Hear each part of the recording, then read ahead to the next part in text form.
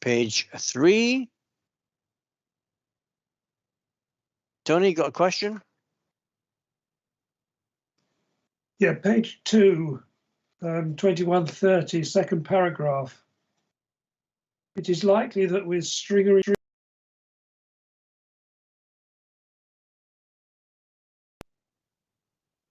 I think that's a typo, Chair. It should be stricter. Or stronger. Well spotted, Tony. Okay, we'll get that corrected, Tony. Page 3. Page 4. Is that your hand still up, Tony, or is it a different question? No, hand still up. Sorry. Right. No problem. No problem. Page 4. Page 5. Page 6. Okay. Matters arising from page 1. Page 2. Page 3. Sorry, Chair. Yep. Bottom of page 2 was confirmed Derby Homes would confirm the average stay for bed and breakfast accommodation, and if there is a correlation between eviction and homelessness preventions. Is there an answer to that? I can give you an average on the B&B, if that's okay, Chair. Yes, please, Jim. So our average on B&B obviously fluctuates throughout the year. It's a cumulative figure. So if we were to look at where we are for the end of July, that is 23 days on average that somebody would stop in B&B. Thank you. Thanks for that, Jim. All right, Tony, with that one? Well, there's the second part of the question as well. Can anyone answer that? I was unsure with what you meant by that bit, to be fair, the correlation between eviction and homeless preventions. So obviously, you know, our whole key is prevention, and we'll see that in the performance stats later. So to avoid eviction, it's all about creating prevention and working with the landlords and customers to avoid anybody becoming homeless. Okay, thank you. Page 3. Page 4. You got your hand up, Tony? No, that's it. Sorry. Page 4. All right, page 4. Page 5.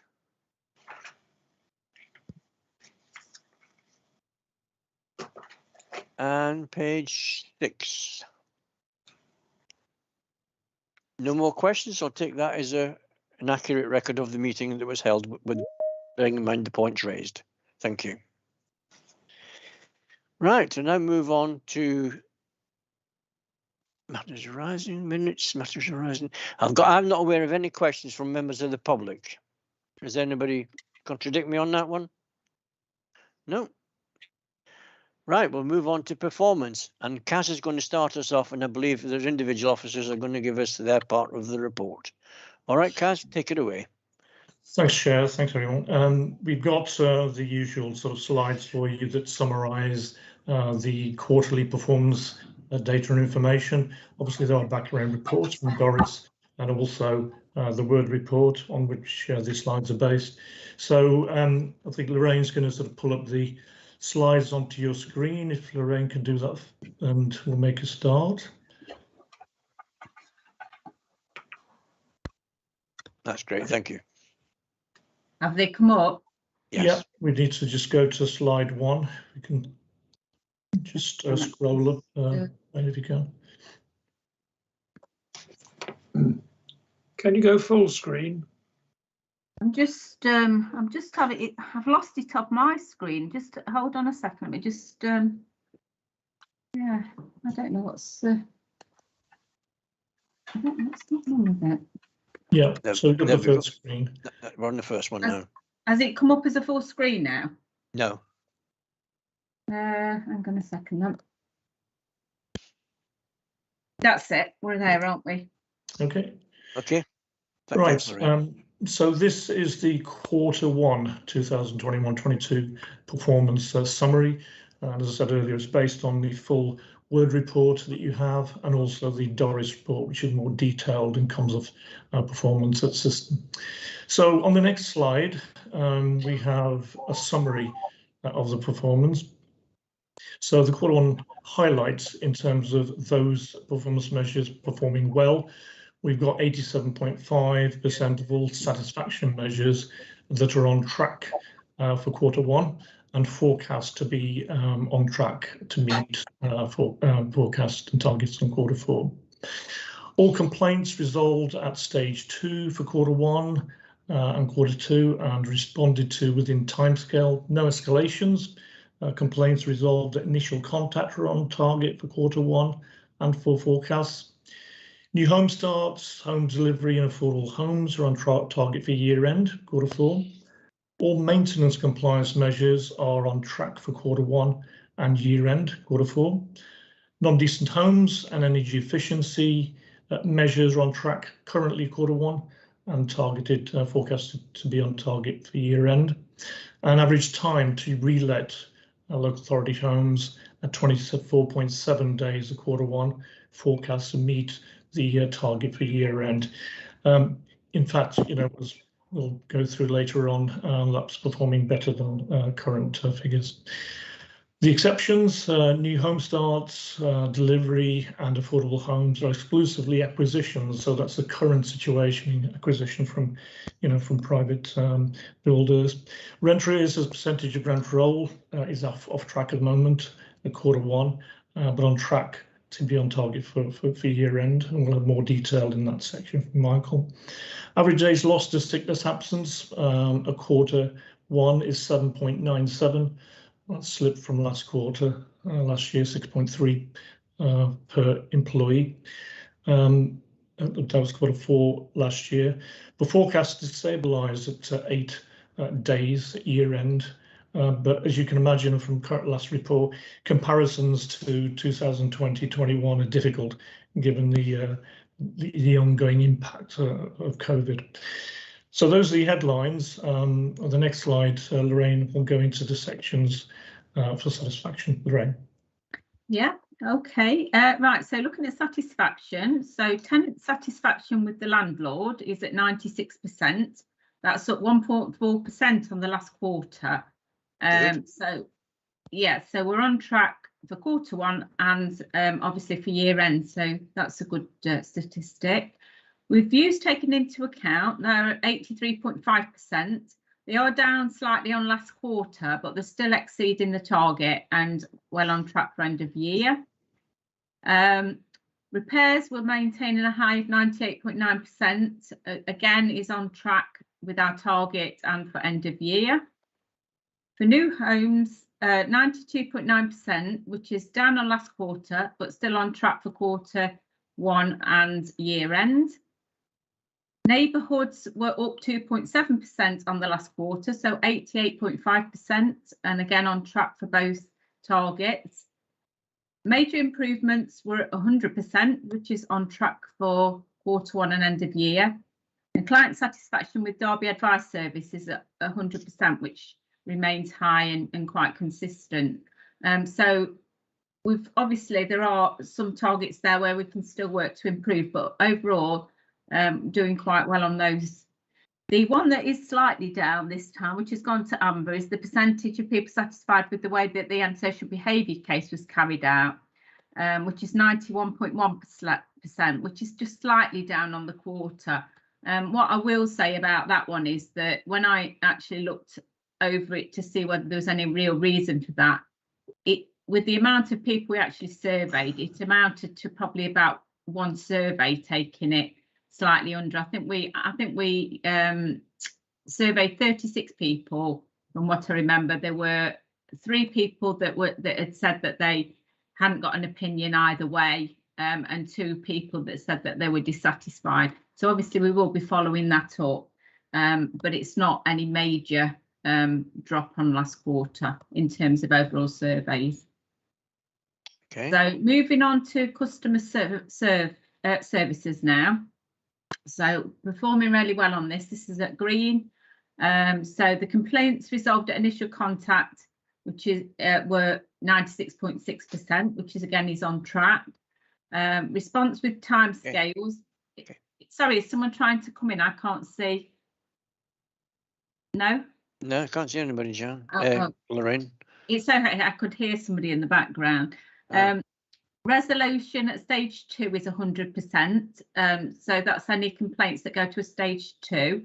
And we've had nothing that's been escalated to the Ombudsman.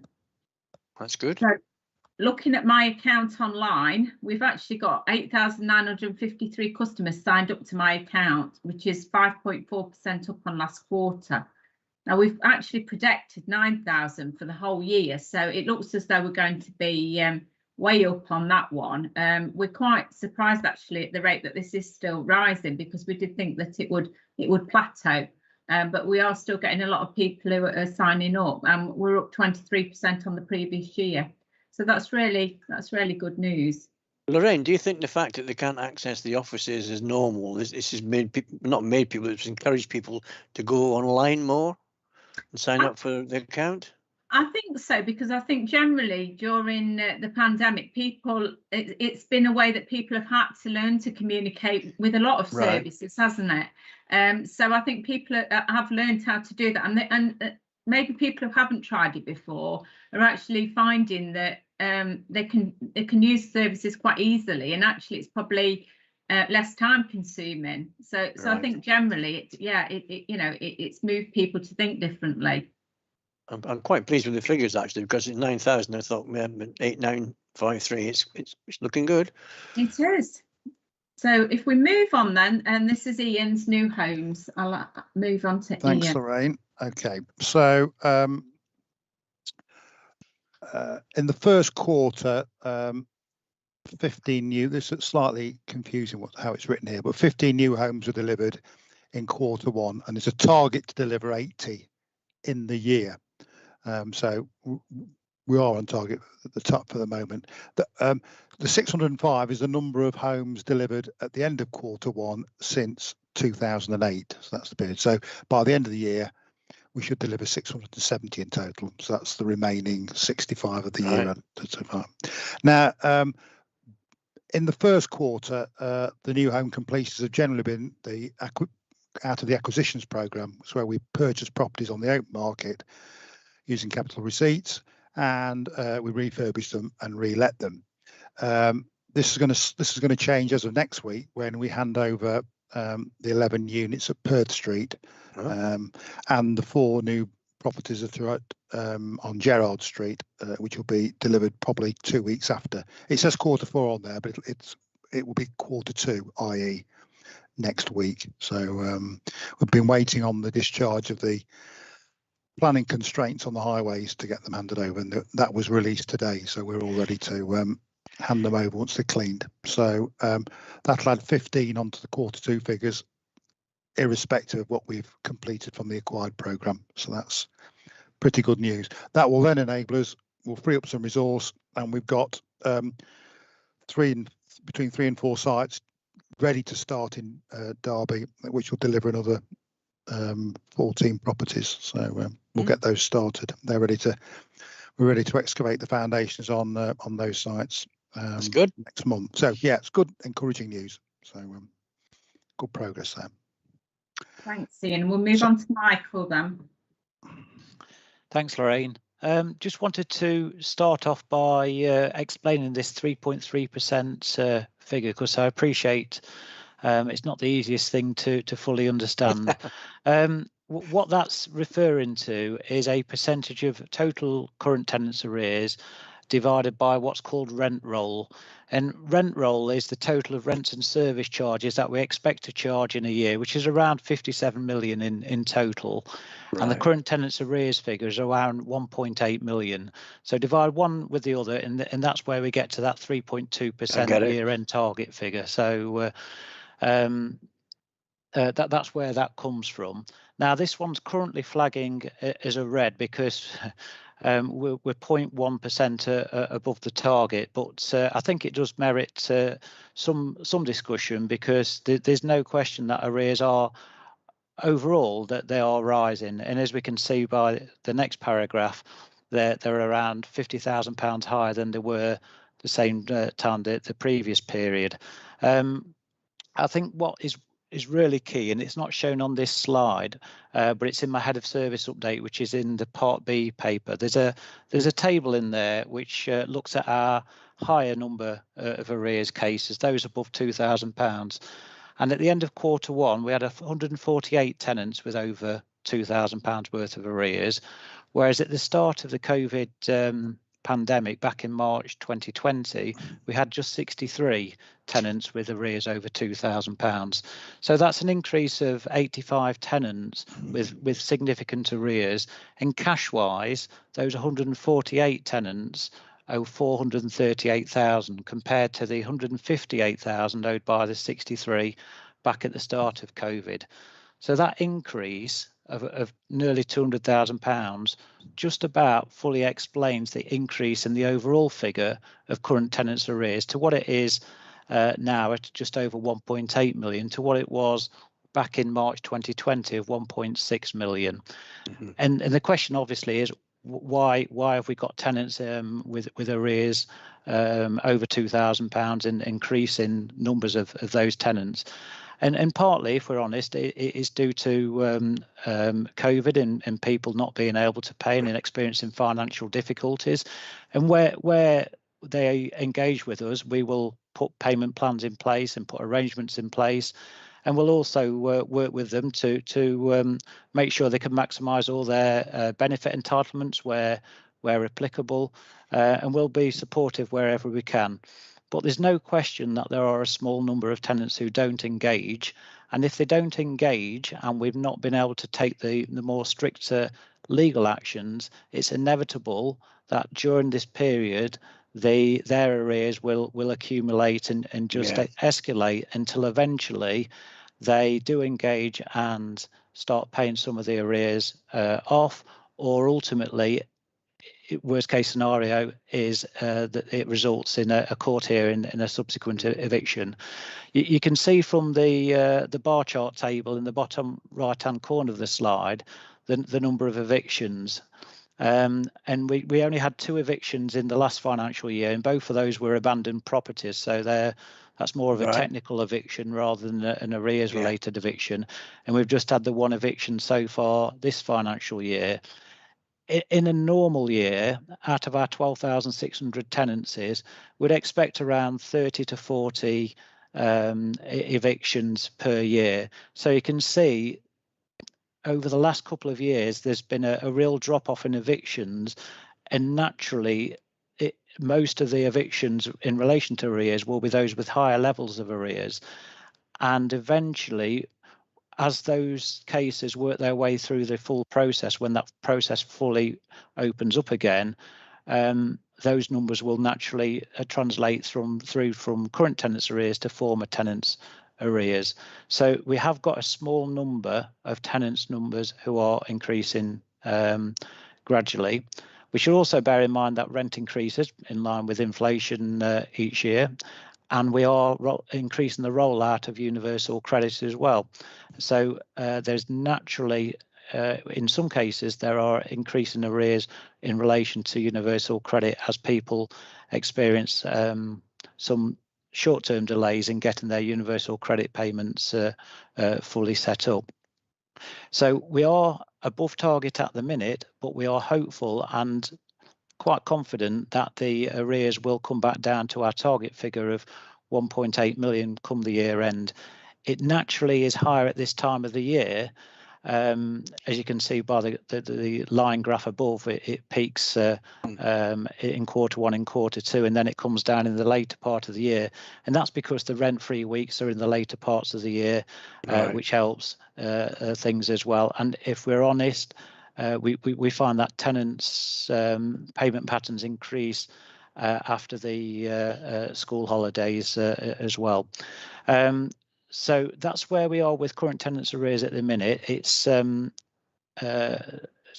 slightly above target, but we believe that the position is fully explainable and under control. So happy to take any queries on this area. Any questions, anyone? I think, it's a good explanation, Michael, and if I can understand it, that's good.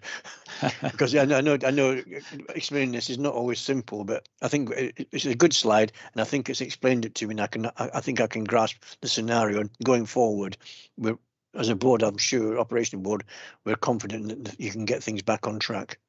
If anyone disagrees, please say so. There you go, vote of confidence. Okay, it's over to Steve now then. Steve? Sorry, thank you, Lorraine. Sorry about that. So basically what we're looking at this slide is the 6 main areas of compliance that's presented both to operational board and the main board. So if I just go through those briefly with you. The top one is our properties with a valid landlord gas safety certificate. So this is the number of properties with a certificate, which is 99.8%. We are, though, 100% compliant because of the 23 properties that we haven't got into. We have made at least 3 visits to get into those properties, etc. So basically, we are compliant because we've made the efforts to get in. And a lot of that will be tenants not wanting us to go in for things like COVID, if they're not too well about it, or other issues. So effectively, we are 100% compliant, but that gives you the number of actual properties that we've got a valid gas certificate on. Just coincidentally, the electrical one is the same, albeit they're 5-year tests. It's also 99.8% of properties with an electrical certificate. But again, having looked at that with the team, it's the same situation that we are actually legally compliant. We've made all efforts, or every effort to get into the property, every reasonable effort to get in there. So we are 100% compliant, but we've still got some that we're trying to get into, and you can be rest assured on both of those areas that we're continually working with our customers and with our colleagues in other teams to try and make sure we get into those properties as soon as we possibly can. The third one is the common areas inspected for asbestos. That is 100% of the common areas have been inspected. That's still the case as we stand every 12 months, so that's good. And the fourth one is 100% of communal areas with a valid fire risk assessment. So that's also good that we're regularly making visits to these communal areas, making sure that they're safe, or raising any repairs that need raising on that basis. With regard to the communal water systems, 100% of our schemes have a valid water risk assessment in place. I think we've recently added some of our common rooms back into the system, so that's nice that they're back in there. They've been tested and so on, and they're all back in there as well. So that's good for us to know. And finally, the lifts, with regard to having completed and a Lola inspection in the last 6 months, all of our passenger lifts are in the position where that has happened. So that's great that we're in that good position as well. I would add to that we've got a number of other areas of compliance that aren't on this list, such as things like fire extinguishers and things like that. And although they're not on here, speaking to the managers involved, we are compliant in those areas as well. So that's nice to know that not just these 6, but in all the areas we're doing pretty well at the moment. Steve, can I just on that? Steve, can I just, for the uninitiated, can you please explain what LOLA stands for? It's Lola. Ian, what's Lola stand for? It's they're the lifting regulations. What a question, Bob. Well, we're using acronyms, and there may be people out there who don't know what it stands for. It's the lifting operations and lifting equipment regulations. I knew what it was, but I didn't want to preempt it.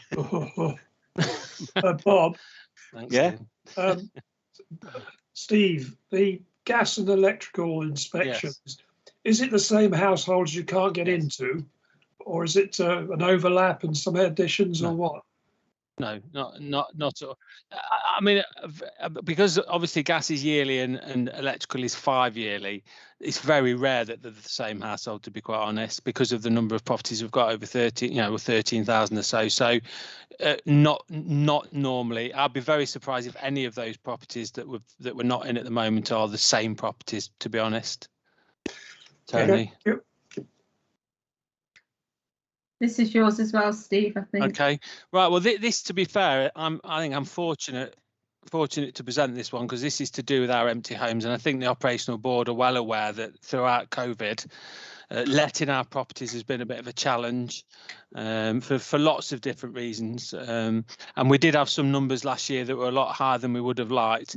And to be fair, a lot of effort has gone in from all the teams, really, the housing management teams, the allocations team, the void repairs teams, to try and put things in place to really bring this total down. At the end of last year, we were much nearer where we'd want to be from times earlier in COVID, which were really high. So that was really good. So far this year, it's nice to say that we're on 24.7 days at the end of Q1. And I think I'm getting ahead of myself here probably for the next meeting, but actually coming to the months we're in now, which is past the first quarter, I think we've actually gone now cumulatively under 24 days. So that is really tantamount to the effort that all of the teams, to be fair, put in, working together, working really hard, really, to try and get through the difficulties we've had with things like staffing and changing some of our processes and getting materials and all of the things we need to do to make our properties ready for our customers. It's really good to see that this number has come down to the level which we want it to be. Obviously, the challenge now is trying to keep it on that basis. Well, we appreciate your team's work, the second part of that is, well, all teams, Bob. I'm not taking credit for the void works teams. It's all housing management and allocations teams, as well, to be fair. But thank you. Absolutely. Obviously, percentage of rent loss will happen when there are empty properties, which is 1.1%. But we're better than we were last year, and we're hoping that it will continue on this vein to get us to a year-end forecast that we'd want to have. So that's good as well. That they were sort of headed in the right direction. Obviously, relet time comes down, your percentage of rent lost will come down as well. So that's good news, really. So it's a bit of a good news story for for all teams, really working quite hard to try and make an impact on letting our properties. Yeah, it's not been easy times over the past few months, but I think collaboration between the teams has been paramount, and I think that's happened, and all credit to them. Okay. It's over to Jim then now. Yep. So I think this is the most complicated slide to work our way through.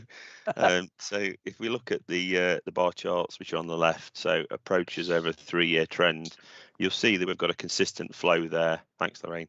We've got a consistent number of that trend that we're seeing from 2018 right the way through to present time. And that's of approaches coming through to as homeless for housing options. You scroll down for us, Lorraine, to the next one. This one's an interesting to look at again for the trends. So you'll see that, prevention duty, when we started under the HRA Homeless Reduction Act at the beginning of 2018 to 19, you can see we've positively improved, most months most quarters right the way through to quite a positive 281 in the current quarter of relieving and creating prevention duty. So if we go back to, so that's those two, which is around approaches and prevention. And then if we start to look at some of the other headers, so at present we've got 7,314 Wow. people registered on our housing register under the allocations policy. They will be allocated into a variety of groups, which is the corporate group, priority needs, and general needs. And from that 7,500 nearly, we've had 4,299 customers who have placed a bid, and that's people who are active. So we class them as, so they are actively looking on Home Finder and placing bids. Jean's got a question, I think. Yep. Thank you, Jim. Just was going to ask what's happening with the other 3,000 who aren't active, and what sort of proactive measures are going to be put in place about seeing whether they still need accommodation, so that they're not kind of clogging up the list, and that you've got accurate sort of records of who actually is looking for accommodation.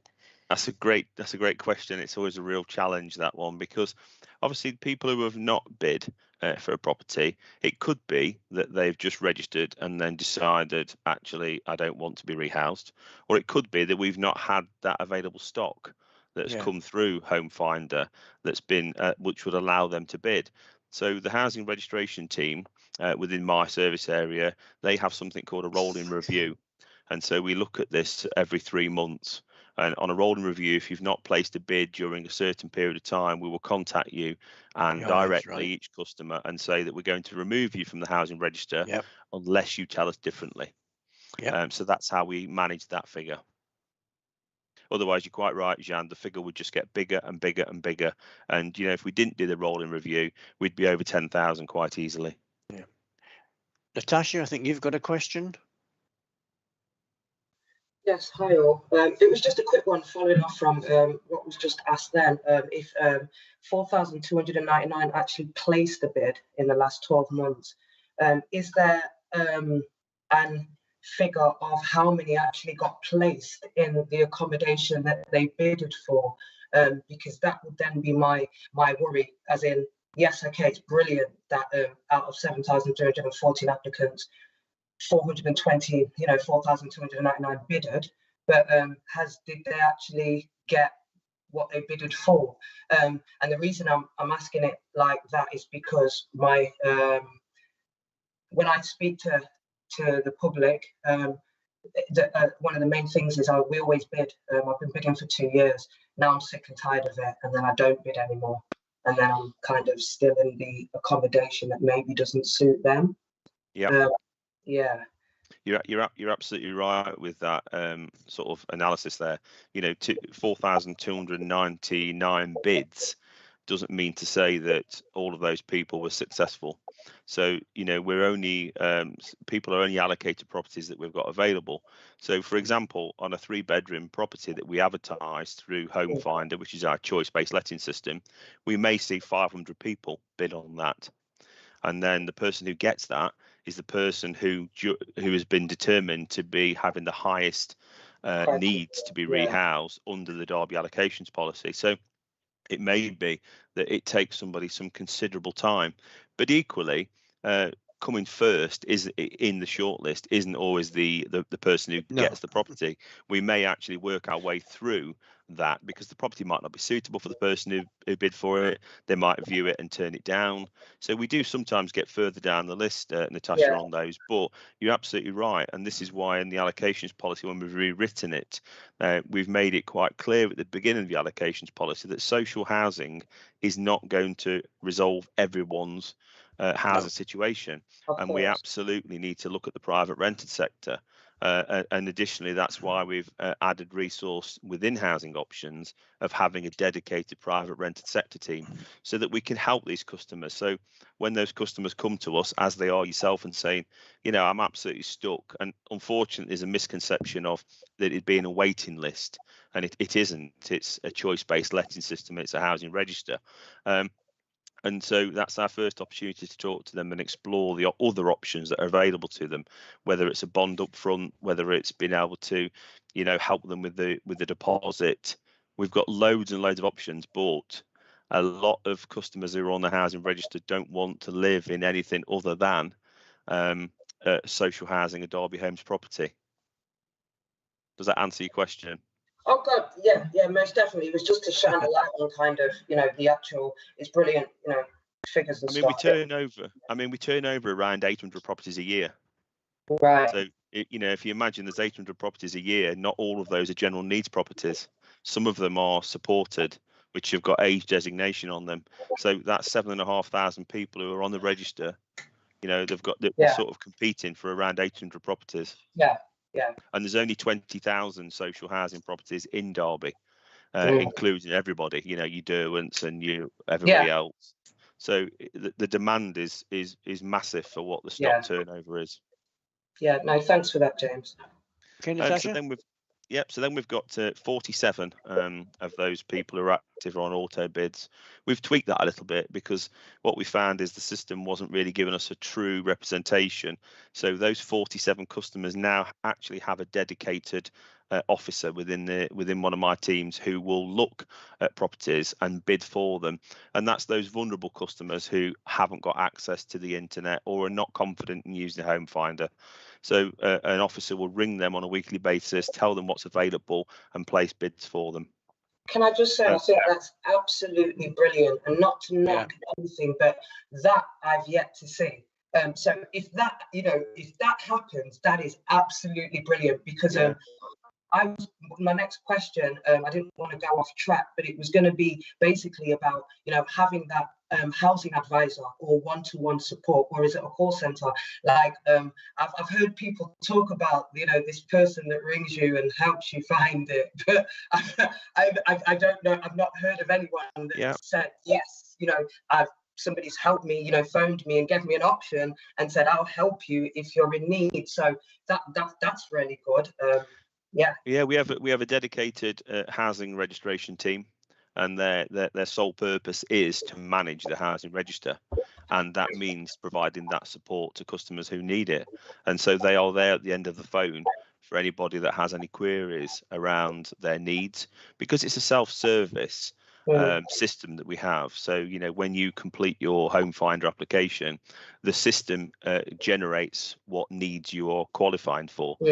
Whether you're eligible was the first stage to get through. And so once that happens and somebody isn't able to bid for themselves, we are more than happy to support them through that process. Okay, that's brilliant. Thanks. All right, Natasha. So then we're moving on to some of the homeless stuff. So that was around housing registration. So we had 648 total approaches, which we saw from the previous graphs, and that is 7% up from Q4. We've seen the 39% increase in number of applicants made due to domestic abuse. Now that is a worrying figure, but nationally that has been the same across the country, and you can imagine that's down to some of the things you see on the news around the pandemic and people being locked in their own homes. So we have seen an increase in that. A really good positive one is 281 cases. I'm just going to say, Jim, can Lucy come in with a question? Sorry, I didn't see the hands up. Sorry. No, it's all right. It's just specifically on that percentage of domestic abuse cases. I just wondered what the actual numbers were, whether we're talking about 10, 50, 100. I haven't got that figure with me, I'm afraid, Lucy, but I can take that away as an action and feed that back to you outside of this meeting, if that's okay. It would be good to know the size of that element. Thank you. Yep, not a problem. And wouldn't it be, could it be done that the percentage is also shown in terms of numbers in the future? Would that help? Yep. Yeah, we could take that forward. Yeah. Yep. Thank you. I've lost my screen. Right. So, no. Okay. So 281. 281 cases resolved under prevention, and that's a 21% increase on the last quarter. And we can factor that in by some of the changes that we've introduced recently within housing options. We've introduced a new duty team, which is responding instantly to approaches, additional resources that have been put in, around the PRS, the private rented sector team, greater move on options that we've created with additional resource that we've got. We've tweaked some people's roles to allow a better move on. So that's a real good one for us. 140 resolved under the relief duty, and that is 7 less than last quarter. 73 singles households in bed and breakfast, and that is that's the cumulative figure, so since April.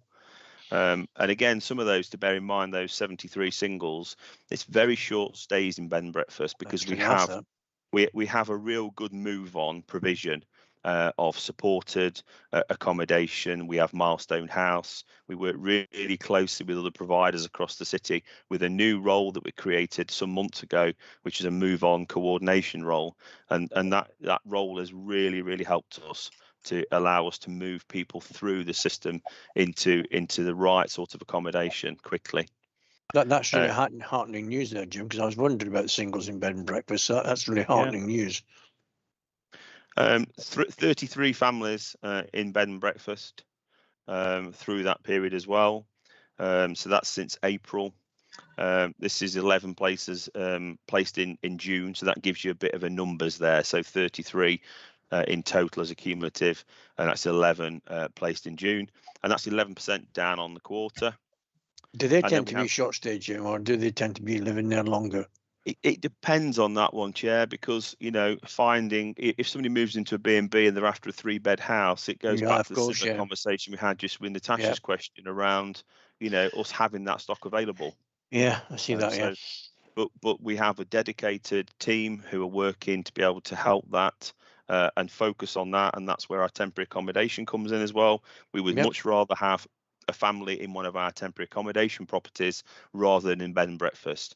So we have a base number of properties that are available, and so there's 28 households in temporary accommodation, which breaks down to 11 that were placed in June, and that is the highest monthly number this year of 11. Right. Any questions? Anybody else? No, don't see any hands, Jim. No. Okay, and finally, last slide is Ian.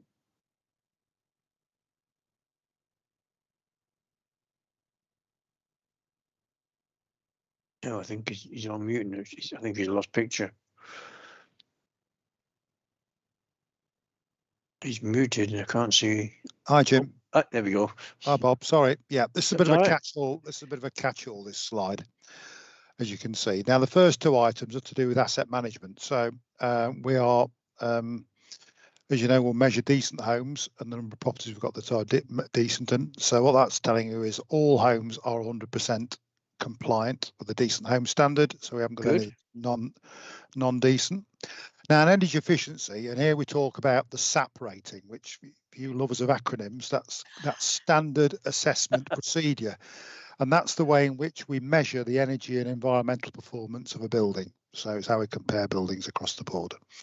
And you can see at the moment, our average SAP rating across all our stock is 75.5. And if you think that the average SAP rating across social housing is 68.4, that's a pretty good, I think so, level of performance. And ongoing with the current Green Homes Grant Initiative, any of you are driving around the Mackworth estate will notice that the flats at Aldwych and Finchley Avenue are being insulated as we speak. So there's 36 flats there, solid concrete properties that have been insulated, and we've a further 20 houses that we're going to do certainly before Christmas. So that's all good news. That means that SAP rating will go up, even though our annual target is to maintain it at 75.5. So that's good. Yep, that's a quite encouraging performance there. Now, the second half of the slide talks about sickness, and it's been a difficult period because of COVID. Can you, Lorraine? Can you just keep the whole slide in view? Because I'm Yep. That's all right. Thank you. Sorry, I was discombobulated there. So, so during June, the number of days lost per employee for medical absences was 0.93 days. That was against 0.23 in June 2020. So you can see that was quite an increase. Now, over the last 12 months, days lost for medical absences per employee was 7.97 days. And this would increase to 9.64 days if we included non-medical absences, which are usually COVID related, such as self-isolating and care of a dependent. Now, the reason we think that sickness has gone up lately is a sort of rise in mental health issues around anxiety and stress and either coping with the COVID situation or post-COVID. And COVID is still rife at the moment. We've still got quite a few people, as people are socially interacting more, we've still got, we have to be quite alert. I've got a couple of managers now who are recovering from COVID and they're suffering from tiredness and one or two long-term issues. We still think that even though we're at 7.97 at the moment, that the year-end figure will be on or around 8 days for medical absences. So, right. Tony, and then Michael, got a couple of questions on that, I take it. Okay. I'm not an HR professional, so if they're too detailed, I may have to apply afterwards. I wanted to go back to your SAP. Oh, cool. That's all right. Things, which I think you can deal with, Ian. Yes, I can. Are you looking at what you're going to have to do to these properties in the future when sort of things like gas boilers get banned? Yes, we are. Sean Bennett, the director. If I tell you, not only have we sourced funding from the Green Homes Grant, we've also got some ERDF funding for the other flats at Mackworth, Knightsbridge flats. They'll be insulated next year, and we're currently putting a bid in for decarbonisation funding for some of our hard to insulate properties, which will also address things like the way we heat properties going forward. I mean, we've got. Steve will know the precise number, but we must have 13,000 properties or 12,000 properties with gas boilers, all of which will need to perhaps use some sort of alternative fuel source in future. Lots talked about hydrogen and that sort of thing, but that's going to be considered. And then on the new builds, all our new builds will be sourced with alternative sources. And so every site that we develop or seek to develop now has a ground assessment carried out to see which, whether they will sustain a ground source heat pump or whether we have to resort to air source or some other alternative or electric or something. So it's high on our agenda. Thank you. And it's a lot of work, to be honest with you. So, Michael. Mine's on the SAP rating as well. Ian, just for us lay people who understand the energy performance certificates, EPCs that we have on our own homes, is a SAP rating of 75 equivalent to like an EPC of C? Yes. I think if it's over 70, it's a C. You need the SAP rating to calculate the EPC, but the EPC. The SAP is to do more with the physical structure and the makeup of the building, whereas an EPC takes into account environmental and situational conditions with the property and its location and aspect. So, but yes, roughly, it's a high C. Which is really encouraging, because is it a certain date? Is it 2030? All properties need to be EPC C or above? Yes, that's right. So on average, we're already above that baseline in the future, although you've highlighted the certain types of properties that require extra works in the future. Right. I mean, if you think the new properties we built down at the War Memorial Village, they had a SAP rating in excess of 100, 106, really? Some of them. But we've got some cast iron houses at Allenton by the Spider Island there, which will have unimproved probably a SAP of around 50 to 55. Right. We've got some the bungalows on Breton Avenue have got a similar SAP rating. So it's like all averages. Your modern stock out sort of balances out your less well performing stock. But as I say, we've got the bit between the teeth.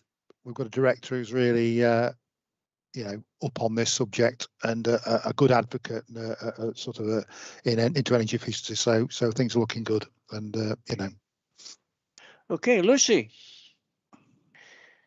Yeah, thank you. I wanted to come back onto this HR side of things. Yes. And we know that there's been statistics out saying how much the concerns about mental health and the support for mental health is lacking across the country.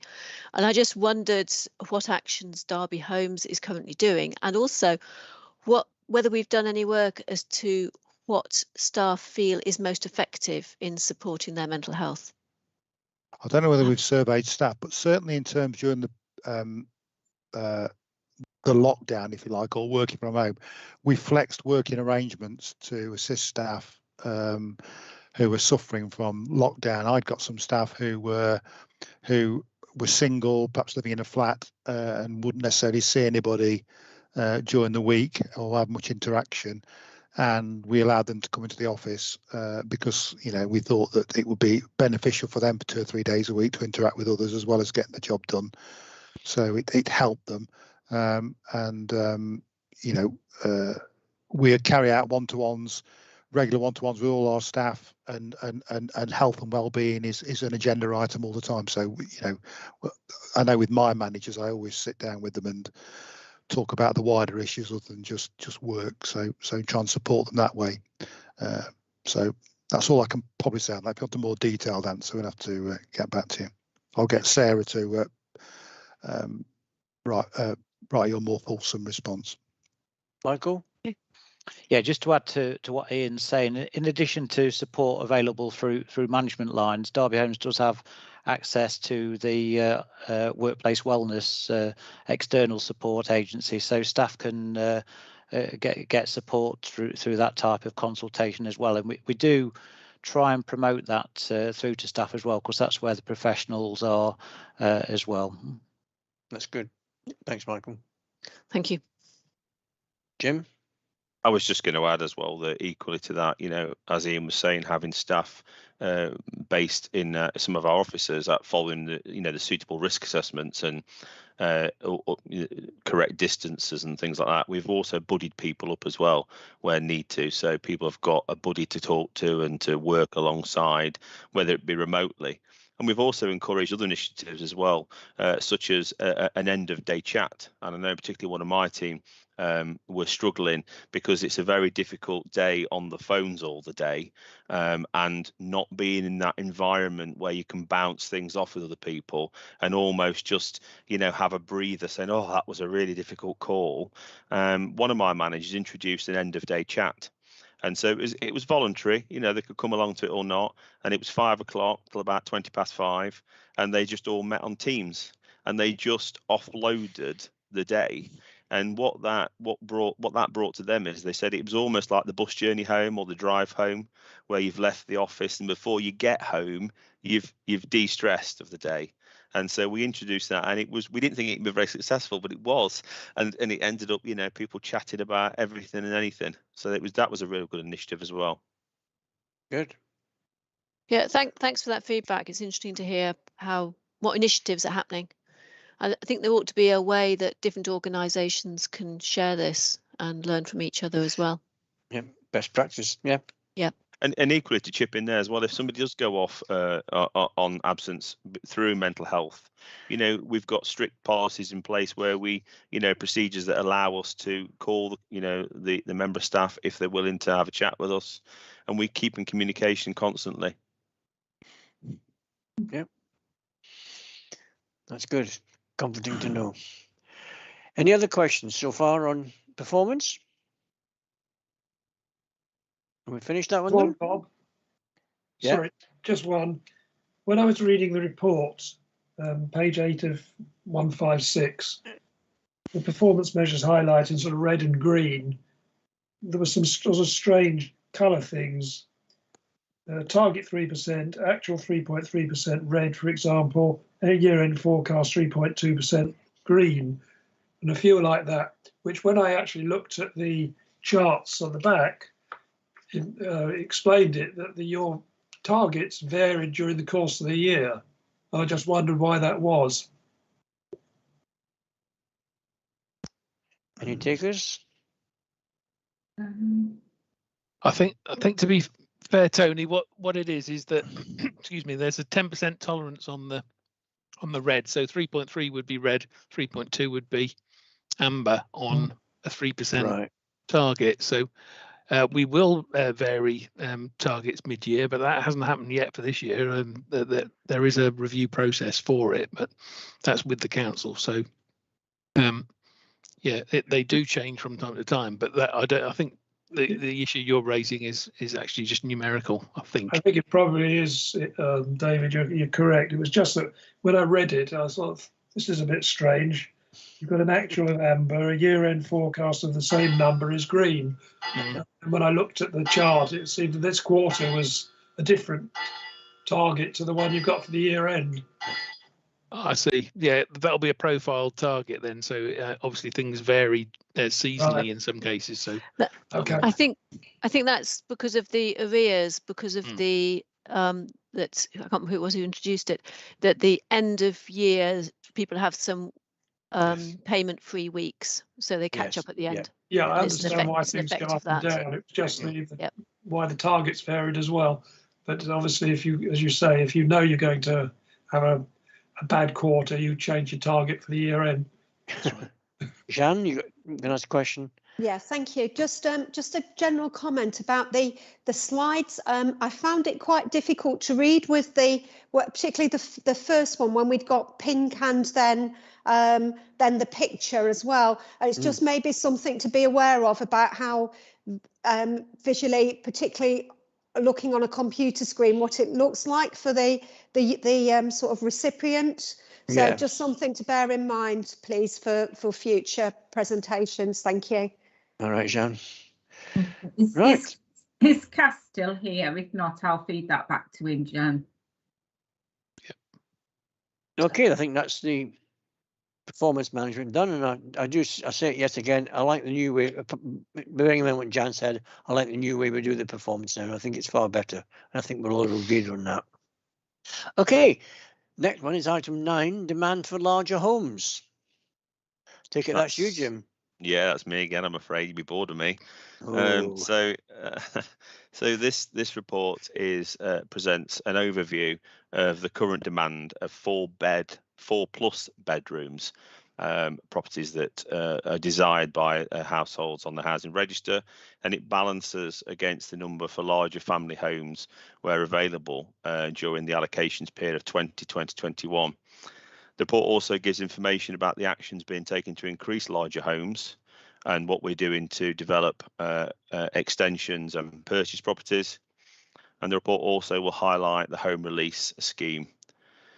This recommendation is just for noting to the level of demand for larger properties and the number of properties that we've re-let during the financial year, and I say to note that the increase in available for larger properties.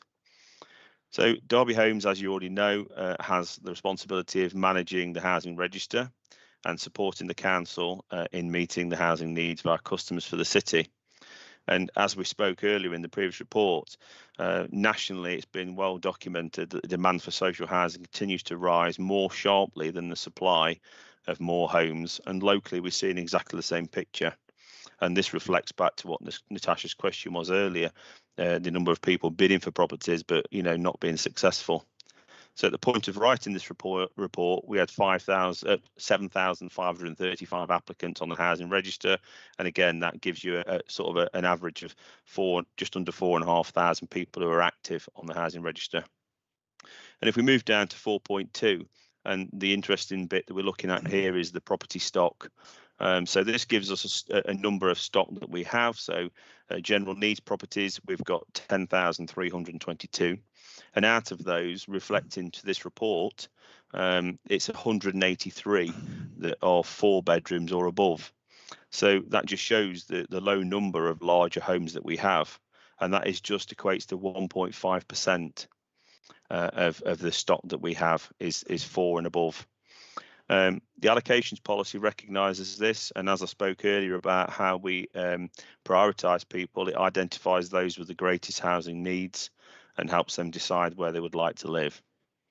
So in total, there are 304 households on the housing register that require a property of 4 or more bedrooms. So that's from that 7,500 people who are on the register.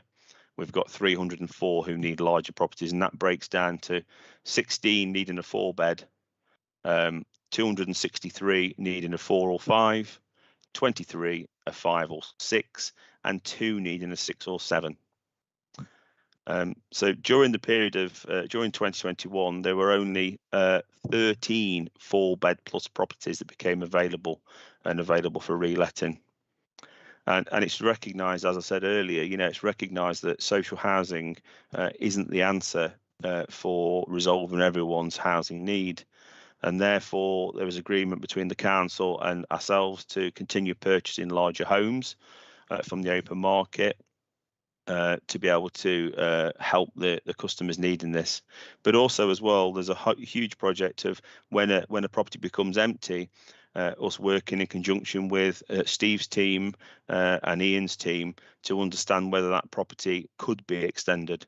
So a good example for that is any properties that are as such what we call parlour properties, where there's a downstairs living room and a lounge and a kitchen. We would look if that was feasible to convert that from a 3-bed to a 4-bed. And equally, any property that has got any land at the side or at the back that would allow us to extend that property. And that's something that we've been doing for some time. So as you can see from the paragraph 4.4, we're currently looking for 263 households needing a 4 plus 5 bedroom. And like I say, relying on social housing to do this alone is not really going to happen for some people. And that's why we've increased our resources within Housing Options to a private rented sector team who are working with the private rented sector to ensure that some of our customers have access to those properties. But unfortunately, a lot of the people who are on the housing register don't want to go into private rented, even with that reassurance that it's through us, as in the local authority stroke Derby Homes. And we do see a lot of times people wanting social housing to be able to then eventually put a right to buy in. Yeah. So we have developed some real robust. Oh, Natasha's got a. Do you want to answer your question now, Natasha? Yeah, just a quick one. Sorry, James, because I know you've got a lot. I was just, sorry, going back on that point. So, once you've, you were saying once you're converting the 3 beds into the 4 beds for bigger accommodation, is there, such a hard way, is there more of a demand for like 3 bedrooms or 4 bedrooms? It's really hard. I know, I'm asking like impossible questions here. Yeah, you're testing my knowledge. Yeah, I mean, there is a greater demand for 3 beds than there are 4 beds, and that significantly shows there, because if we've got 7,500 people on the register, it's a small percentage who need 4 and above. So we have to try and balance that out, obviously. But there's a bigger turnover of 3 beds than there is 4 beds. If you're a family moving into a 4-bed, we're probably not going to see that property back for a very, very long time. Yeah. And that I refer to that later in the report. But we have got more 3 beds than 4 beds, so it's trying to balance that out. And bearing in mind that it's very few and far between 3-bed that we find now that we can convert.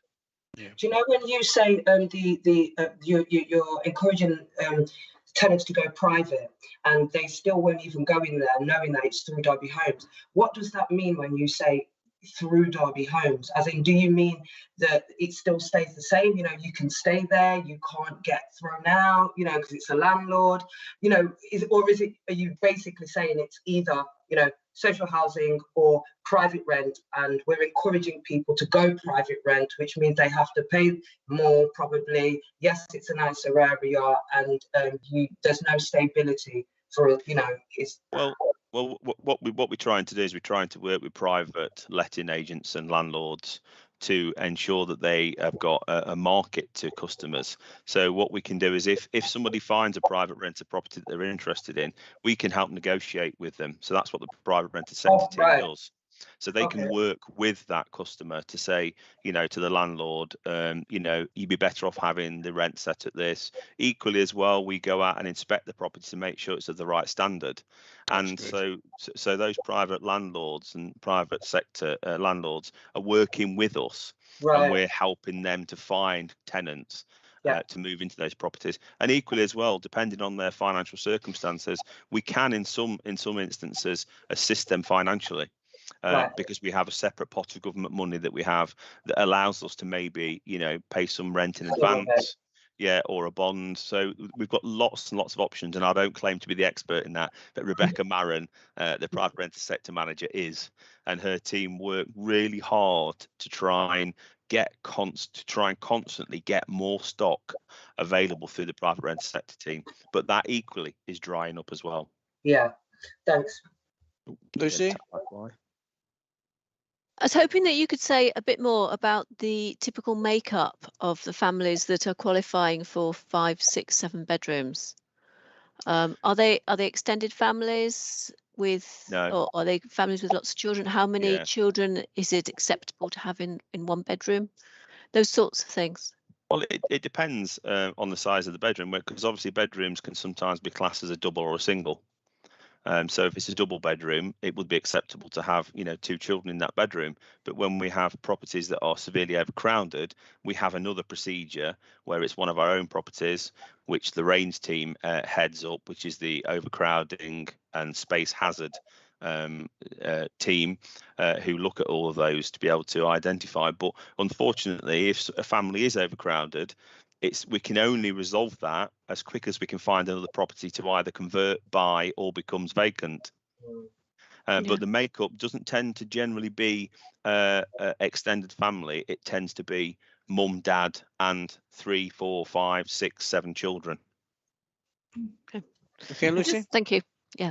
So, sorry, Bob. Can I just come in on that as well? Yes, Just yeah. to say as well that not everybody always wants to move in those circumstances as well, Lucy. We do sometimes get people that we've identified them and they, you know, they don't actually want to move, or we can't encourage them to move, and we can't actually make them do that. But yeah, there are some that are in that situation as well. And so just going back then, so, you know, understanding our demand is the similar question to what both of you already asked, and it's really important for us to understand what our demand looks like for future homes, and that's where the housing register gives us that information, so we're able to extract that data to be able to then plan as an organisation where we want to focus our time on what we want to build. So, you know, working with Ian's team to be able to plan what we build, but also we work really closely with Derby City Council's housing strategy, who are able to purchase properties and also who are working with developers. And so we can help influence what the shape of the new properties in Derby look like, because the housing register gives us that tool to be able to do that. So it's important that we continue to increase the supply of new homes, larger homes, as I've said, you know, to be able to alleviate all the problems we have. But the security of tenure impacts here. With no grounds for secure tenants to be required to leave properties. So, you know, we have no tools to be able to get customers to move on who are under occupying a property. No. We promote the home release scheme. So the home release scheme is an incentive for families who are in larger homes who no longer require them, and there is financial package to that. There's a sum of money. There's also disconnection and reconnection and removal costs, and we try to enhance that as much as we can so that we can get a larger home back. And in that, through that process, between 2019 and 2078 homes were released through the scheme, and from 2020 to 21, it was lesser, which was 34. But you can understand the issues around that. Lucy? Yeah, just on that point, there's obviously downsizing. You might be releasing 1 bedroom or 2 bedrooms, or in some cases it could be multiple bedrooms that you're releasing. And those larger properties are the ones that matter most to the people on the waiting list.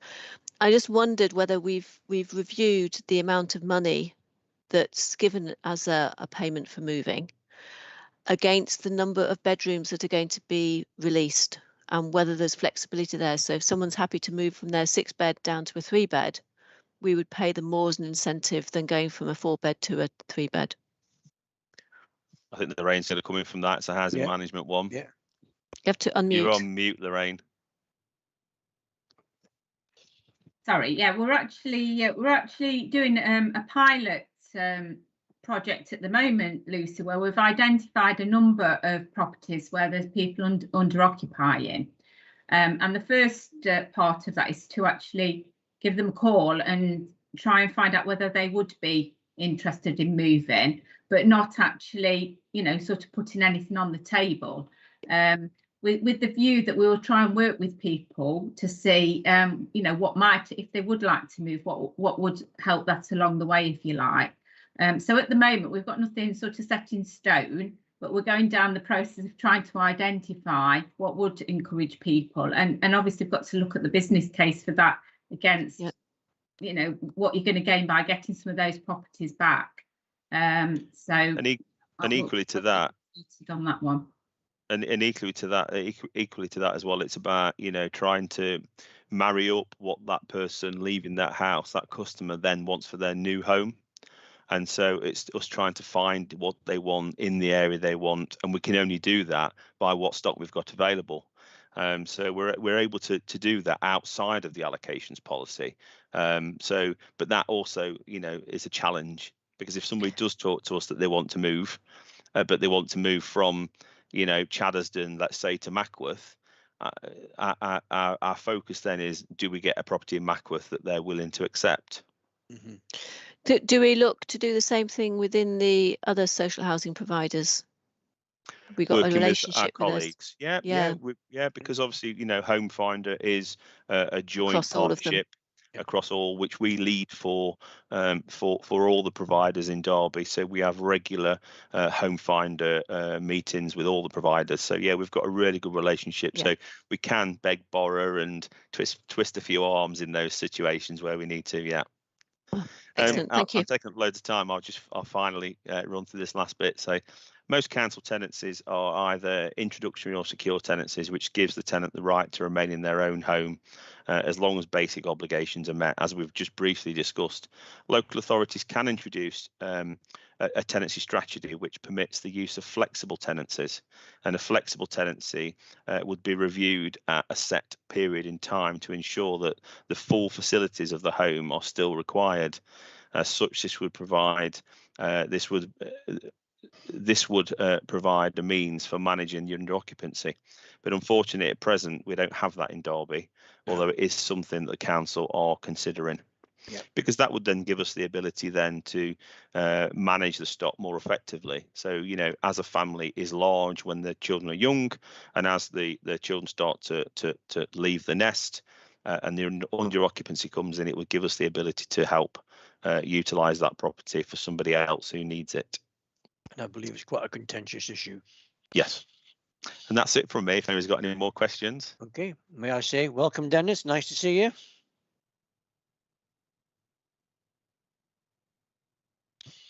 Right, I've been here a long time, but I didn't get the initial to sign on, so it was a few minutes late.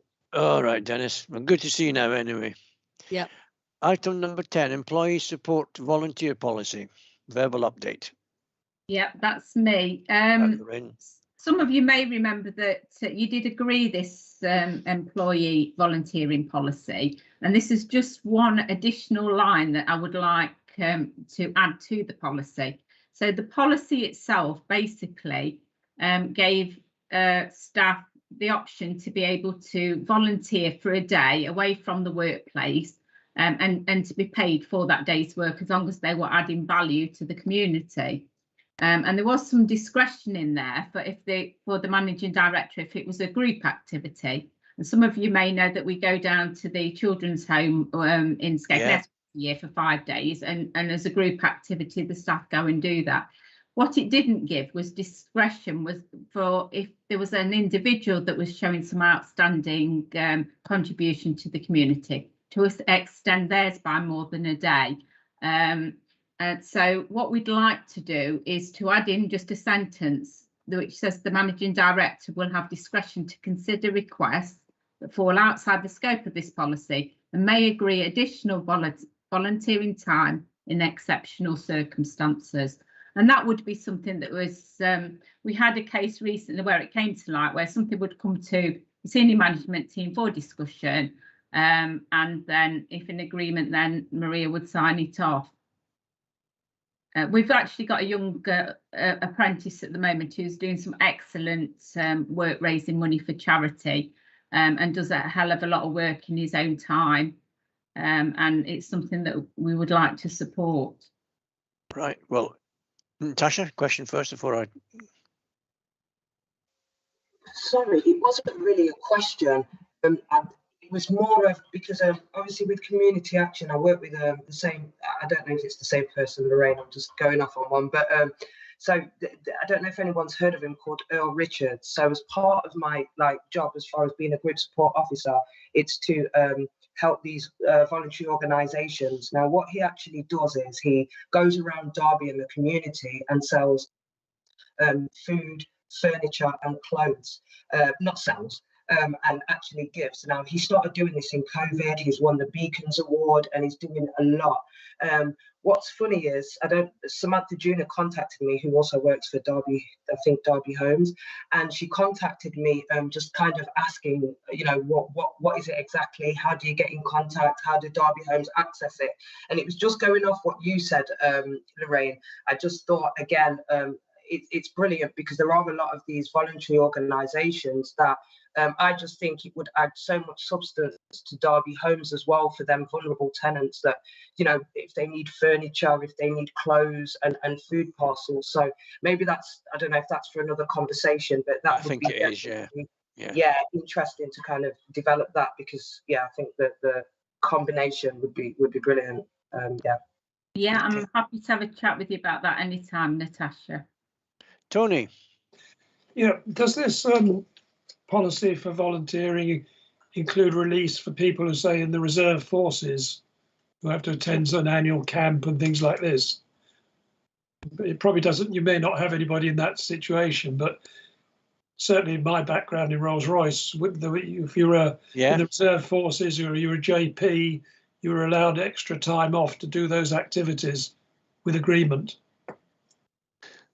Chair, if I can add something, sorry, Lorraine, we do have some staff in the organisation already that are magistrates that are given leave to do that, and I think in the past we have given leave for people in the armed forces, but I don't think there are anybody at the moment. So there's definitely one, and there was two till recently, members of our staff that are magistrates and are given time off to do that. Right. Sorry to interrupt, Lorraine. Sorry. Yeah, I mean. Sorry, I'd say, Tony, with this, you know, the policy is it's aiming to support things of that nature, but I've not come across a request like that. Right. So I think for the operational board members is, do we feel that we should support Lorraine's request? I'll let you guys have a say first, and I'll say what I think. Is there anybody against what Lorraine's proposing? That's probably the easiest way. No. No. I actually think it's a good idea, and I think it's just a one-liner, but I think it's going to make a really good help to this young person to know that we've recognised it. There you go, Lorraine. Approved. Okay, part B questions. There was only one question that I was aware of, Tony, and that was the question that you put in about acronyms. Where's Ian? Yeah, Tony just raised the point here, when you're using acronyms in documents and that, can you just initially, in line with acronym policy, just put next to it what the acronym stands for when it's first used, and then we all know what it is. And I think it's a fair point. And that's the only question that I'm aware of from Part B. Yeah, that's fine. A2, operational board forward plan. Lucy, sorry, before, you're on mute, Lucy. I'm on mute, but I'm also on the wrong item. All right. All right, Lucy. Sorry, could I? Sorry. The next board meeting, Ian's due to give us a grounds maintenance and communal cleaning update. One thing we've had in the past with that is a report on the tree inspections around the city on Derby Homes property. We haven't seen that for a while. It'd just be nice to know that it's still ongoing and where they're looking and what they're doing. Because they've done some trees around us recently, I thought somebody reminded me. We have not seen Ben for ages, have we? I don't necessarily need to see Ben, but well, I mean, on screen, you know, the report. Yeah. No, we'll include something. That's fine. Right. Any other questions or comments on A2? Okay. We'll move on to A3, value for money report. Yep, thank you, Bob. Yeah, this is our annual report on the value for money that Derby Homes gives to tenants and indeed to the council. And there's a number of ways of measuring value for money that we provide. And I've tried to cover as many of them as possible, but I'll probably add in another couple while we're at it. But fundamentally, on all these measures, we are looking pretty good. The patterns haven't really fundamentally changed since previous years. So I don't think anything in here for anybody who's been here longer than a year will be anything of a surprise. But fundamentally, our costs are lower than the vast majority of our peers. Our rents are equally lower, and there is a correlation there, of course. And one of the things I point out in the report is that our costs are so much lower, around £17 a week lower than the average of the median. That obviously helps us to keep our rents lower.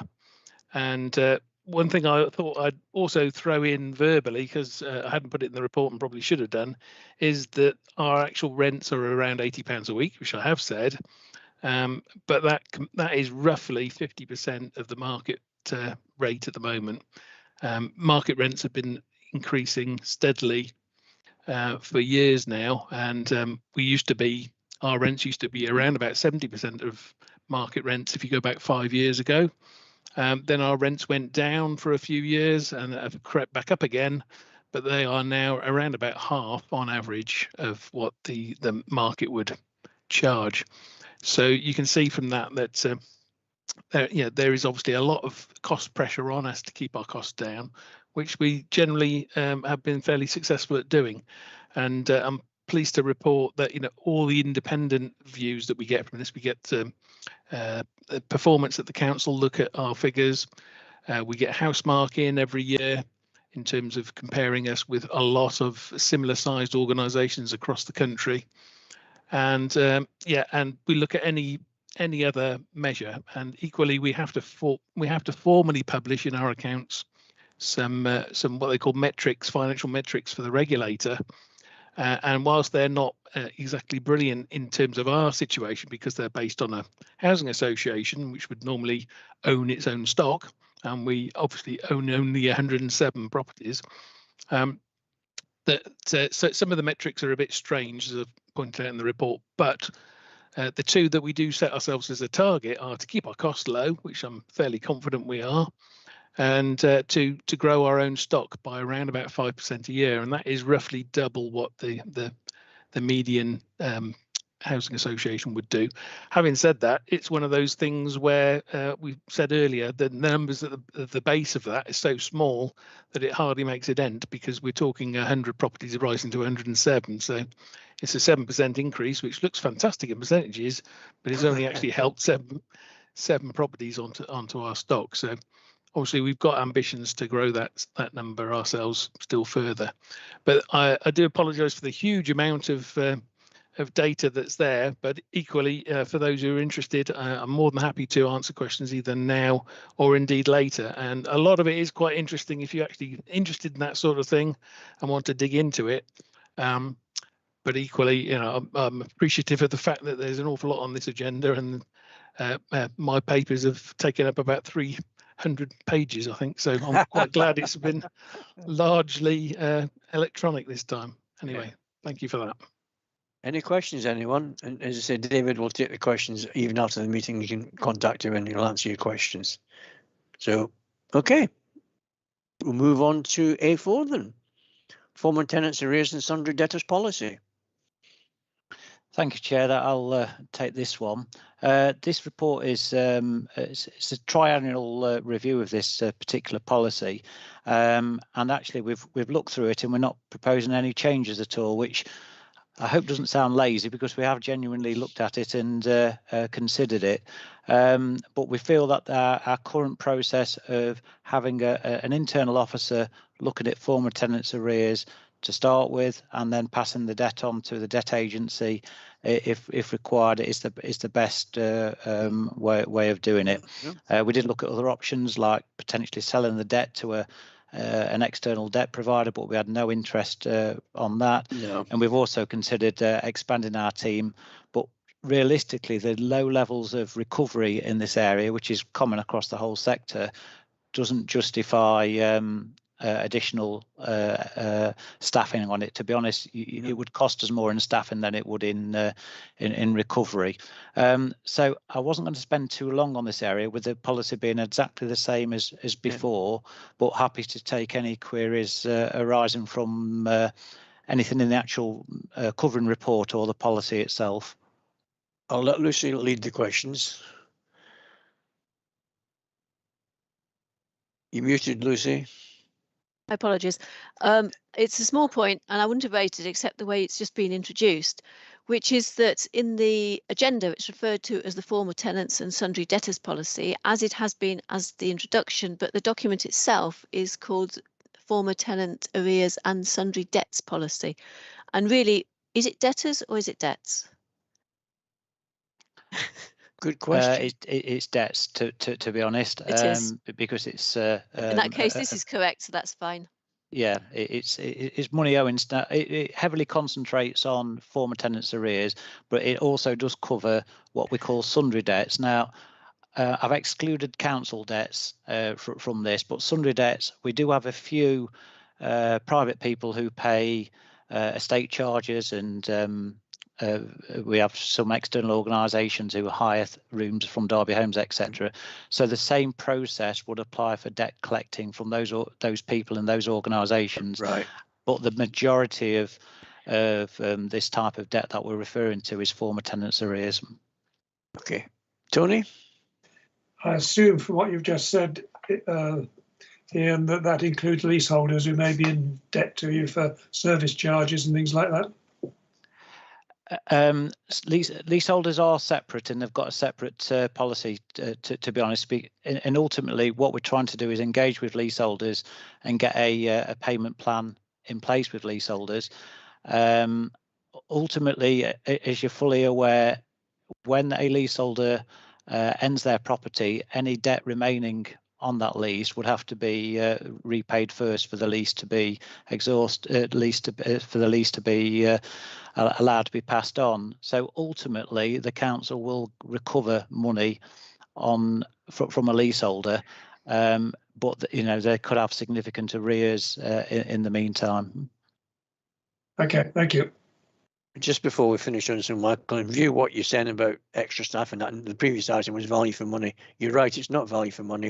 And if this system is working, I propose to the operational board that we go with the recommendation.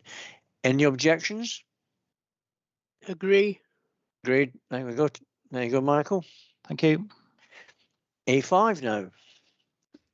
Okay, that's over to me then. The local priorities report, I'm not going to go through it all because the first part of it is what you would normally get in your part B. Yeah. Just to give everybody a brief overview. So we have local priorities that come from the surveying work that we've done previously to say what are the priorities on the estates and where should we be putting our resources into tackling those. And you'll see if you have a read through the report, the things that we've been doing over recent years. Now, I did mention to you, I spoke to you, and it was in a report in December 2020, that for health and safety reasons, we weren't going to be going out and doing a door knock. Now, as a result of that, we've been doing more work, and I've explained this previously as well, more remotely through different types of surveying. Which we have found that people have engaged well in, and we're getting a good response, and we're getting a more mixed response across various groups of people rather than just small areas, maybe when we did door knocks where, that were more concentrated, so we weren't getting so much of a balanced view. So what we've done is we've started overlaying data now. So what we're trying to do is look at things that come from things like our satisfaction surveys, the complaints that we're getting, our MP and council inquiries, overlaying that with information around the turnover of properties in an area, the satisfaction with the area and the property. And we've also gone one step further to that, and we've managed to engage in conversations with some of our partners and actually overlay information that we've got now within the council. So this various lots of data that we've managed to overlay to actually get a feel for areas that may be more of a priority, that may be having sort of red flags raised for us. And what we'd like to do from that is our plan in future years is that we should continue doing this, and from that highlighting projects that we should be concentrating on. So what we've done so far is we've found from overlaying the data, there's about 15 different areas across Derby. They're not all of them heavily concentrated Derby Homes areas, but what we've done is we've picked 9 of those, which actually we're going to tackle for local priorities, and they're going to be led on by our patch managers in the housing management teams, and they're going to actually bring together partner agencies to look at those 9 areas. But we're also going to tackle the other areas by working with the neighbourhood teams. So in terms of what you're looking at today, what I'm asking you to agree is that we continue to work with this data that we've overlaid, that we choose the 9 areas. So that would be 3 that's in there'd be 3 for each local area, if you like, that we will pick. The ones that are most prominent and most relative to Derby Homes tenants, but we will also be working through our locality work across partner agencies to make sure that we're not just looking at a small area or a small street, we're looking at the whole impact of that area. We're looking at working with people like highways teams to look at those sort of issues, people to look at things like the street lighting, traffic management, police, health, community sector organisations. So and to actually go out and survey people and actually find out what's it like living for you in this area, and also to help and empower them to do what they can do for themselves as well, not just us imposing things on them. So I'm quite excited about this as a project and a way forward. I think it's certainly something that should help to bring together the better together working across partnerships, and actually be able, and the thing is as well, we'll be able to show people why we're tackling certain areas, because this data, when you start to overlay it all, it starts to show you that it's an area that maybe requires a little bit of attention. Obviously, we don't know exactly what that attention is until we go and talk to the people. They're the ones that live there, they're the ones that know. So I can obviously, I'll be able to come back hopefully at the next board and give you a bit of an update about what those actual projects are going to be. But what I'm asking for is for your agreement that we move forward in this way and develop this project. I think the idea of the partnership bit really appeals to me, and I think we had a discussion outside this meeting, Lorraine, about this. So I think it's a good idea, and coming back and say that later meeting to update us is good. I don't know what the other operational board members think, but I'm happy to personally to approve this. And me. Any objections? No. I haven't got an objection, but I do want to say I just think it's so needed, and I think it's going to be really positive, because one of the major complaints within the communities was that there was this thing where, you know, when there was housing advisors. Yeah. And once the housing advisors went, that's when, you know, the tenants were more very like, who do we talk to? What do we do? We're going to have to pick up the phone and da-da-da. And so I just think this would be a brilliant way forward. So yeah, I'm fully behind it. There you go, Lorraine. That's a great endorsement. Yeah, I fully agree with that. The one slight concern I have is how you involve the local neighbourhoods. My experience is, you know, neighbourhood forums seem to have died a death. Yes, they have. Yeah. So unless you can revive those and get more people involved, you may be talking to just the same sort of people that you always talk to at the top level, and trying to get residents involved in their areas could be a problem for you. Yeah, I mean, I think this is why we want to get community groups involved, you know, and people that absolutely know what's going on those estates, and to actually go and door knock and talk to people individually as well, but also to, like I say, to connect into any forums that are already out there. So yeah, it will be a challenge in some areas, but if we can try and work with everybody who's got a stake in that community, hopefully we'll have a better chance. Yeah, I mean, that would be good, because I know various people have complained, you know, housing officers come around and do flat inspections, but they never knock on the door to see an old tenant, you know, how are you, any problems? No, that's true. That has been a long-standing issue, shall we say. Lucy. I agree. It is hard getting views from a wide cross section of people, and neighbourhood forums. We're just going to go back into neighbourhood forums, but we're going to see if we can do them with an online version as well. So that might attract a different group of people. So we'll see how that goes. I was just wanting to ask about 4.5 and car parking. The city council has already got what's called car clubs. There are a number of places, particularly in the West End, in the city centre, where people can, for quite a low cost, I think it's something like £10 a month, have access to a locally parked car which you can book on your smartphone and then go off and use. And it means that you don't have to have a parking space because it's got its own parking space. You don't have to pay for all the costs of running it apart from the fuel and a weekly mileage charge for it. So it reduces the cost of car ownership. It doesn't work for people who are going to use it every day for long distances, but for an occasional car user, it becomes very cost effective, it becomes affordable, and there are people who can afford to belong to that sort of system that can't afford to run their own car or don't want the hassle of running their own car. The council's going through the process at the moment. It seems to be taking forever to potentially re-procure that sort of service into the city. But it's something which I think could be really relevant for both individuals in social housing, not just Derby Homes properties, but also for the communities, because it means you can then return space in the community from being car parking space to being green space or activity space or other sorts of space. And I just wondered if the council had actually made any approaches about this to Derby Homes. People here may not know, but if not, does anybody have any sort of immediate reactions to it? I mean, I haven't heard about it personally, Lucy. It's certainly really interesting, and I'd be really interested to find out more about it. I don't know, David, have you heard anything? I know you sometimes are in different meetings to me. Afraid not, no. But yeah, like you, I'm interested. It's clearly got a lot. We can pick up the conversation.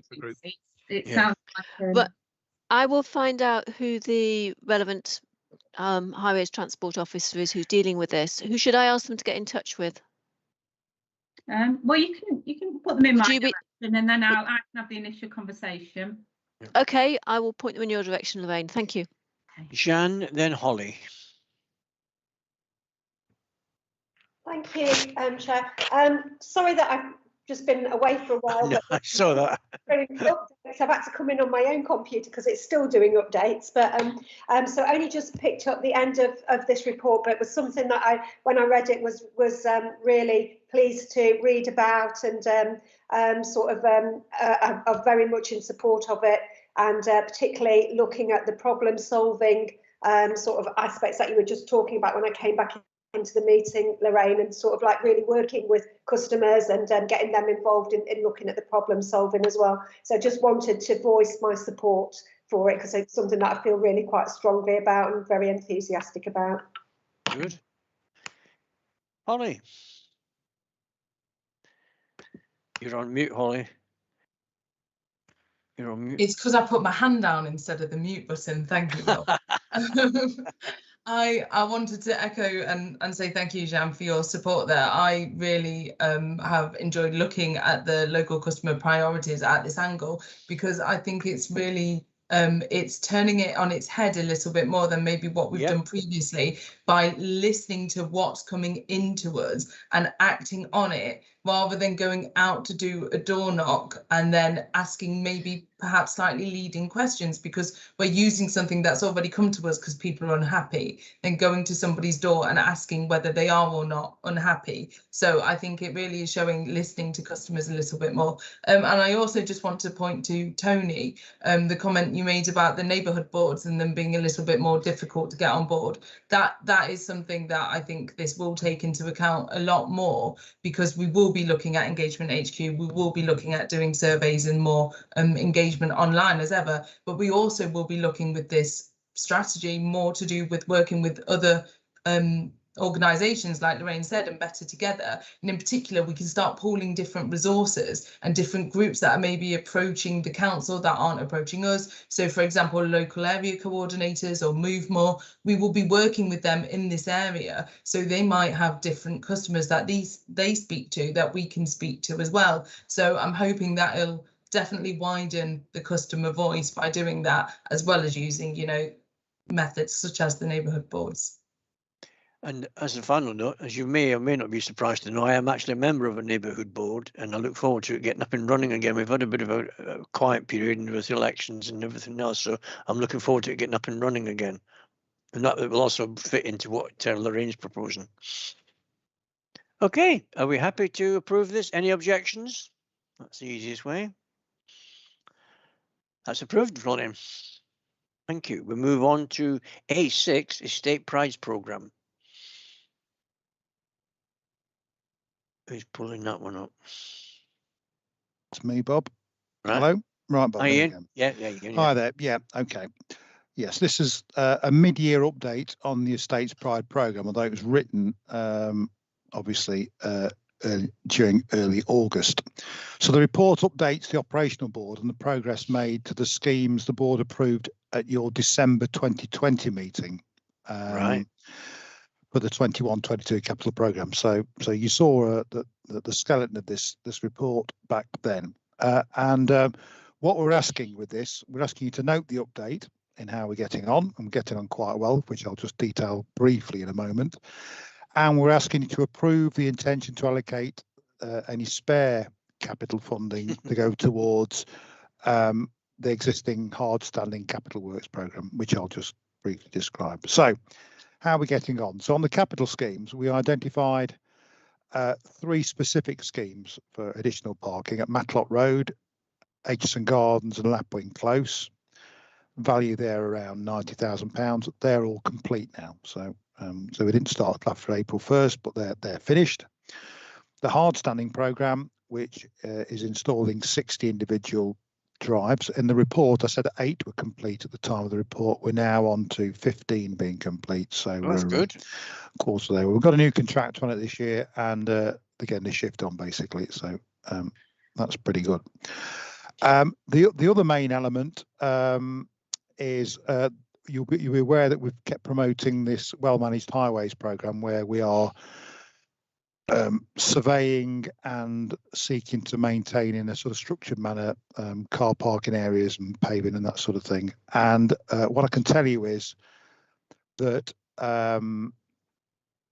that the consultation that was required on some of the sites with leaseholders that has been completed, and that in August we commenced with Street Pride a large number of projects. So some garage sites at Mansfield Street, Bath Street, Edgware Road and Bowcastle Road, they're all underway. I saw some of those working last week. And some of the car parks in California Gardens, West Road and Church Street are will be starting in September. So what we are saying to you is that the £550,000 that's capital expenditure in that area will be fully expended this financial year. So we won't be carrying anything forward. We'll be delivering the programme. So that's good. Good news story. We've actually got really Street Pride and the contractors working together, working well, and delivering the programme. So what I'm saying is, if you asking you to note that report and the slippage the saving of around £12,000 to go towards some additional hard standings, of which there is a humongous list. Yes, there is. Yeah. Okay, guys, are we happy to note that report? Any questions? Duly noted, and Ian, thank you. Thank you. Moving on to A7.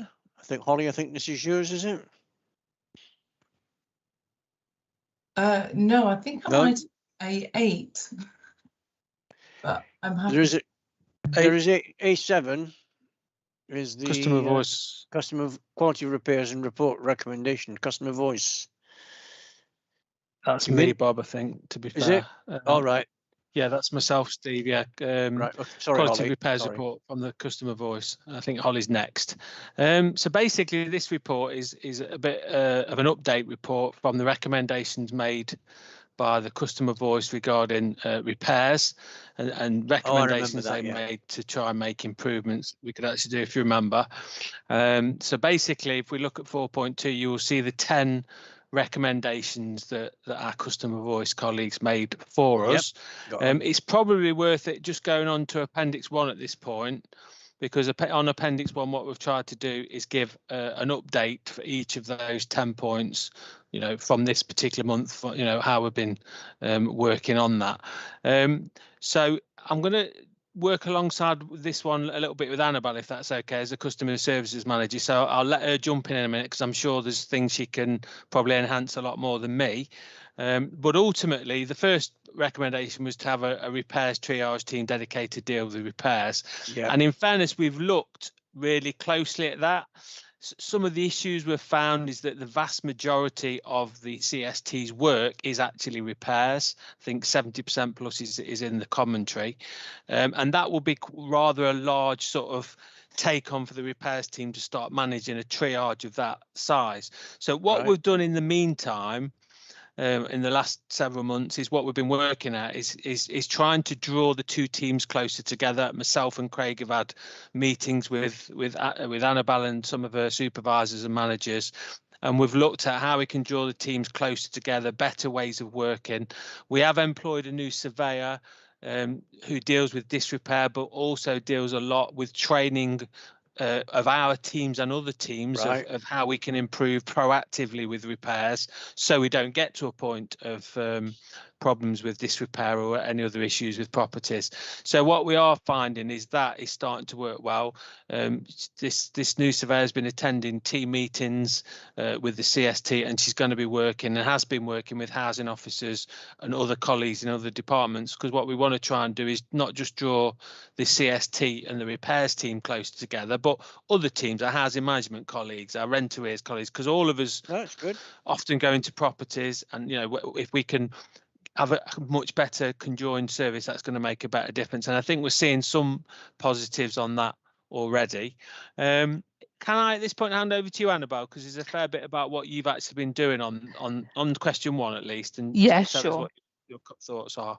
No problem. So aside from these recommendations, Maria asked myself and my project manager to look at customer service across the board that come through 888-777. So whilst we had a recommendation to say start to look at a repairs triage, we're also saying actually we need to be much more unified across all of our services that customers access through 888-777. So it was kind of a little bit at kilter with that. So as Steve says, we've done a lot of work working with the repairs team in a much more joined up kind of together approach. The majority of what the customer service team do on a daily basis is repairs based work. We're working together on lots of different things, and just even since we wrote this report, we've done more. So we've created a chat function on Teams with the customer service team to ask a question, which is, anybody know this SOR? Anybody know who deals with this issue? And we've signed our surveyors into that, so that actually you are, at the same time as we're working at home, we're also sharing that knowledge that we'd lost from working at home, where we would have picked up by working in the office through a Teams kind of format. But at the same time, we've kind of put the surveyors into it as well. So if we're saying we're not quite sure on this repair, they will come in, give us the advice. It takes seconds. They haven't had to have an inspection. The customer hasn't had to wait in. They haven't had to wait weeks for the inspection. So we're much more efficient at dealing with those things. So those are the things that we're doing. We're much more connected. And I think really if we link a little bit more to the customer service project, which is making sure that whichever customer calls for whichever service, they get a unified service, so they don't have a much longer wait for one function than another. That we've got shared knowledge, so we can answer low-level queries for the other options, or raise callbacks, etc. So we are working much more together like that. Okay. May I say, guys, the appendix, if you can get access to Appendix 1 on CMIS or hard cut or whatever, it's very good. It's a very good detailed appendix if you can want to bring it up. Do you want me to go through the other 9 recommendations on what we're doing about it, Bob, now, or?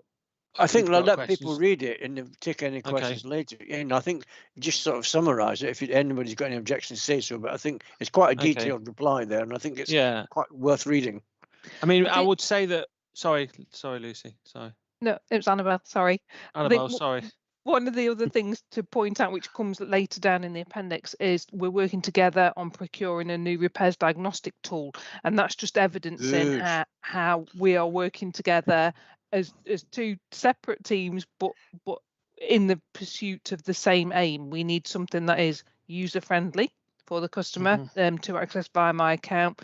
We need something that is workable for Derby Homes, for the customer service team to be able to facilitate and manage well, but also that links with our other systems, that provides us with those things we want, like hard and digital copies of the tenant's handbook, those kind of things. So a lot of things will be how-to guides, so actually the customer should be able to resolve some of their issues by accessing it that way.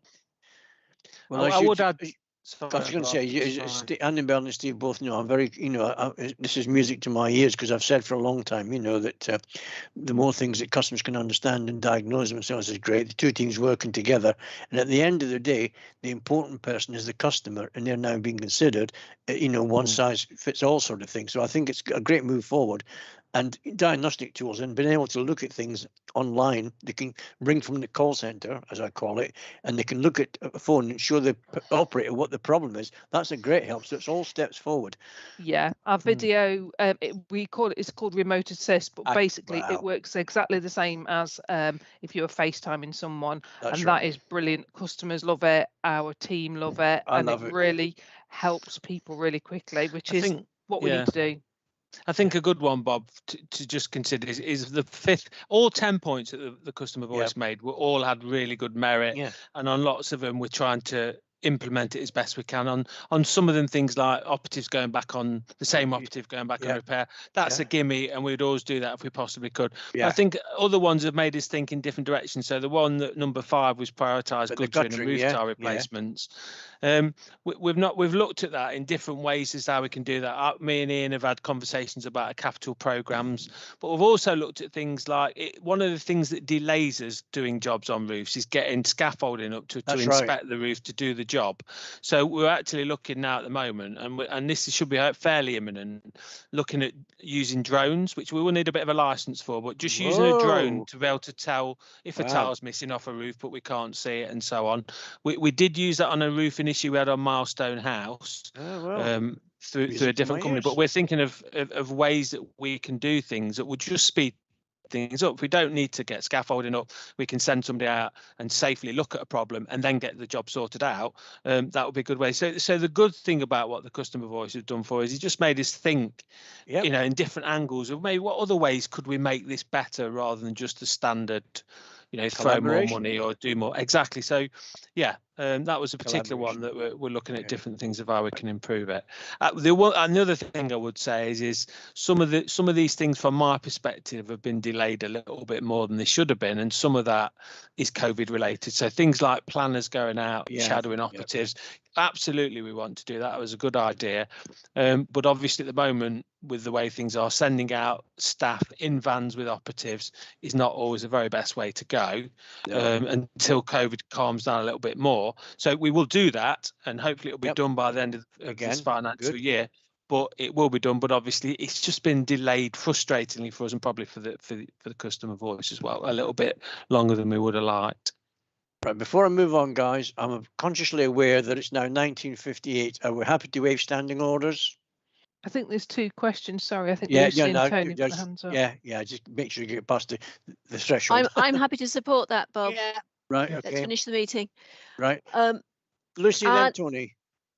Yeah, can I just echo what you said, Bob? I think this is brilliant work. The work that's been done by Customer Voice just shows how important it is that we have volunteers like that, and the way it's been taken up by staff within Derby Homes. That is so refreshing and positive. I just applaud the whole system. A little bit more to go, but the steps we're seeing so far sound brilliant. Thank you. Good. Thank you. Tony. Yeah, I support Lucy's comments on that. And also, I know there are going to be several leaseholders that are very pleased to see you looking at cherry pickers and things like that, rather than scaffolding for guttering. So win-win, Tony. That in your drone, you'd be laughing. Anything else on that, Steve or Annabelle? No, if that's okay, if everybody's happy with that. We're happy to accept and note the report, and it's good to see an update. We've always said about updates, but it's really good tonight to see updates on various things that have happened. And I think this is really good news to everyone involved. Chair, would we support more formally going back to the staff involved in this and just saying thank you from the board? Yes, I think it'd be nice to minute that. Yes, I think it's been so positive. Yeah, appreciate that. Yeah, thank you. Got that in my notes. Thank you. Thank you, Ashton. Thank you, Ashton. Right, moving on. Holly, it is you now then. Youth Alliance. Yes, it looks like it might be me for the next few. So yeah, I'll try and go a little bit quicker so that you don't get too sick of my voice, bless you guys. Yeah, brilliant. I'm really excited to talk about this next report in particular because I think it's a really great project. So this report is the Youth Alliance grant. So the Youth Alliance, it has visited the operational board before it was approved for a 6-month pilot in December 2020.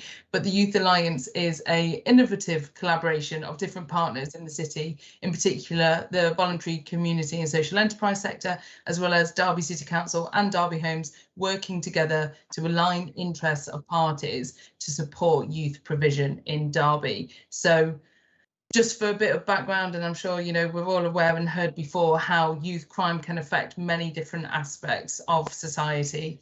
There's many traumatic experiences that can be experienced from individuals, families, communities, and it can be really significant on people and their families. So Derby Homes is very keen to support this and try and mitigate some of the risks that are affecting different communities due to youth violence. The Youth Alliance as well as a project supports the Better Together project. So it is working really closely with Derby Homes and with Derby City Council to mitigate the impact of the serious crime, but it's also a subgroup of the council's Stronger Communities Board.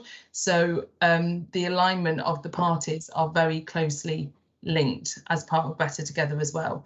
The Youth Alliance is important to Derby as well because serious youth crime tends to fall in areas of higher deprivation, and Derby City falls within the 25% most deprived areas in the country, and many of the wards that Derby Homes communities are in are within the top 10 of the most deprived areas in England.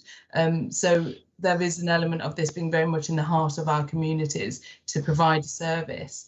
The Derby Homes Children and Young People strategy, which is due to come to an operational board very soon. The strategy is very closely aligned with a lot of the strategy of the Youth Alliance as well. So different areas such as raising young people's aspirations, breaking the cycle of low educational attainment, tackling worklessness and promoting citizenship, and providing diversionary activities are all things that the Youth Alliance are very keen to be supporting.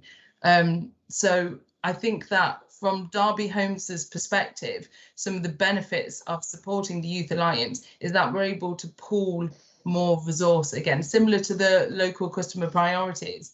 We're able to have greater opportunity to use different partners, share information and intel, not make sure we're not repeating or, you know, maybe what's the word, duplicating, that's it, duplicating in the same area, couldn't think of the word then, duplicating resources in the same area. So it's also quite efficient to be able to provide the Youth Alliance and a mapping tool of youth provision within the city for Derby Homes to use. And because we are part of the Stronger Communities Board, and because I sit on the subgroup for the Youth Alliance, and there's you know, the networking group as well, we're able to help drive the aspirations and have a lot of input into the Youth Alliance as well, and where we think strategically it should go and help influence the services. So yeah, the pilot was successful. The 6-month pilot that was agreed to be funded in December was successful, and they've got some lessons learned from it. You know, it's a really big piece of work. So they have done some reflection. There is lessons to be learned, but moving forwards, the main activities that the Youth Alliance are looking at doing is mapping different activities and trying to get more people involved to be able to self-refer and try to brand the Youth Alliance so that more people are aware and more people can get involved, and more organisations as well. So yeah, we're asking for approval for the operational board to grant fund the Youth Alliance. Lucy, then Jeanne. Thank you. I was hoping you could say a little bit more about the actual sort of range of activities that are coming under this umbrella.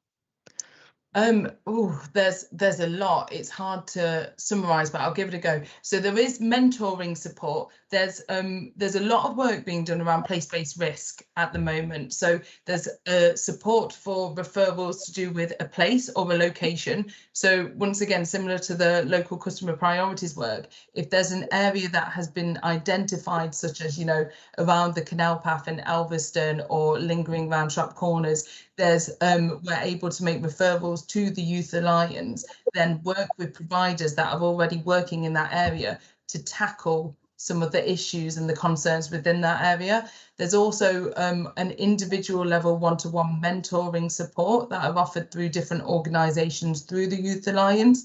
There's also family support systems in place, so we're able to go and support families that have maybe been referred, which Derby Homes are involved in some of the referral processes on that, and working through different organisations. We also work with, you know, the likes of Sporting Communities or YMCA are also on the Youth Alliance, and Baby People. So there's also different diversionary activities, Derby County Community Trust, you know, different activities that are, you know, anything from arts or graffiti or football as a diversionary activity. Lots and lots. Yeah, exactly. Yeah. That's my summary. Can I just come in? Thank you.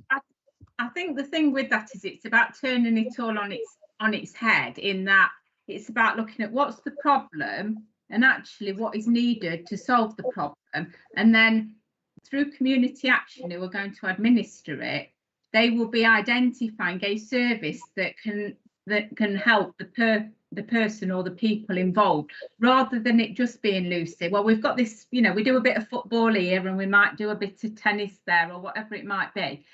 The approach has been turned on its head, and it's about feeding the need.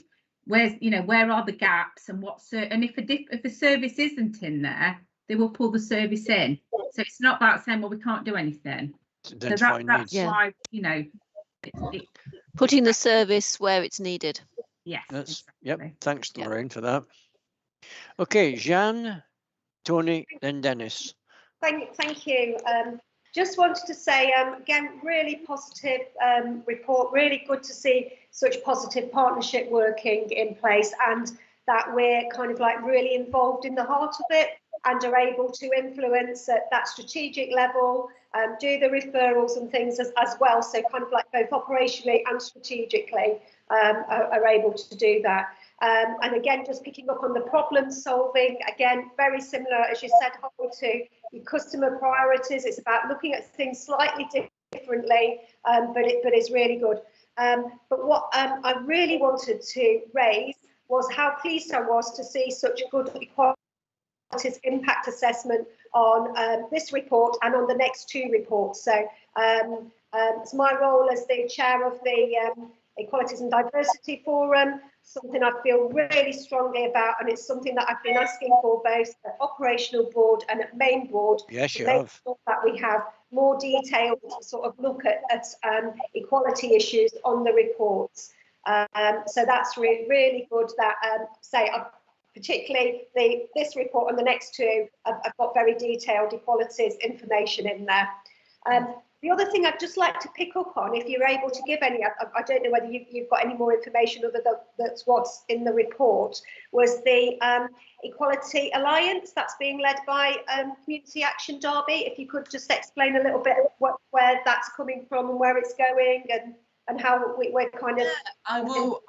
I'll be honest, my knowledge on it has been more limited because it is with Community Action Derby at the moment. So Community Action Derby being the lead of this project, they have created the alliance, the Equalities Alliance within Community Action, looking at a similar model to the Youth Alliance. So it's trying to pull in a number of partners that all have, you know, different protected characteristics maybe that they represent, to come together to start reviewing different things as and when they need it. I don't think I've written it in the report actually, but I am aware that as part of a subgroup of the Youth Alliance, they are looking at an equalities subgroup as well to make sure that all projects are considered with an equalities assessment as well. So they're the main details I can tell you, unfortunately. All right, I can find out though if you do have more questions. I'm more than happy to go and ask. Yeah, it would be good, and we can maybe, Annabelle, if you're still around, we can maybe something we could look at the Equality and Diversity Forum as well, and maybe get some more information for there. Yeah, absolutely. Thank you. Okay, Tony.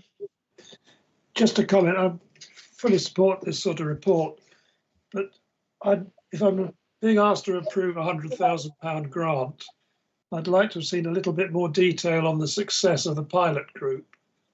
I can. It was just in detail.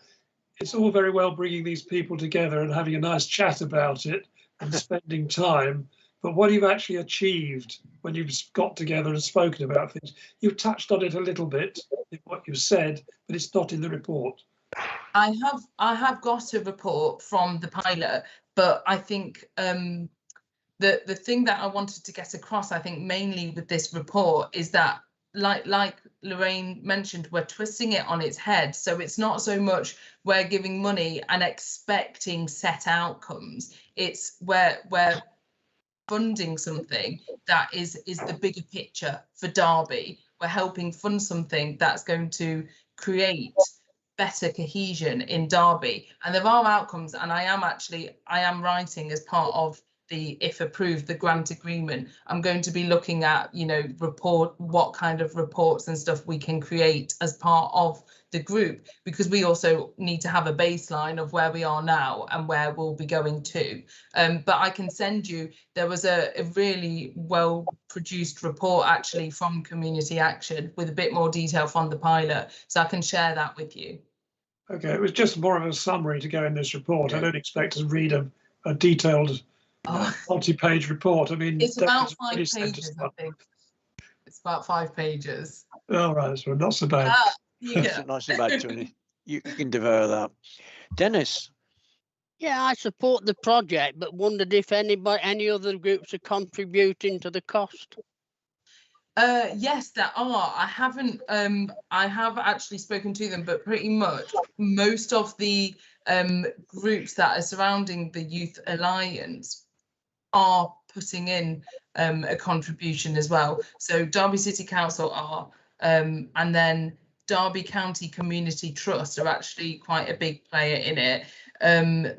YMCA, I think they were in early discussion for talking about what they could put towards it as well. And they're also looking, Community Action Derby are also looking at writing a bid based on the pilot to the lottery fund to get some money as well, because they would like to actually, the Youth Alliance has taken off more than they thought it would. They thought Community Action Derby and a person could do part-time in Community Action Derby running the Youth Alliance, but because it's gotten so big already within 6 months, they're actually looking at funding to fund somebody to do this job full-time and an admin assistant to that, and some funding towards the alliance itself. So it is taking off quite a lot.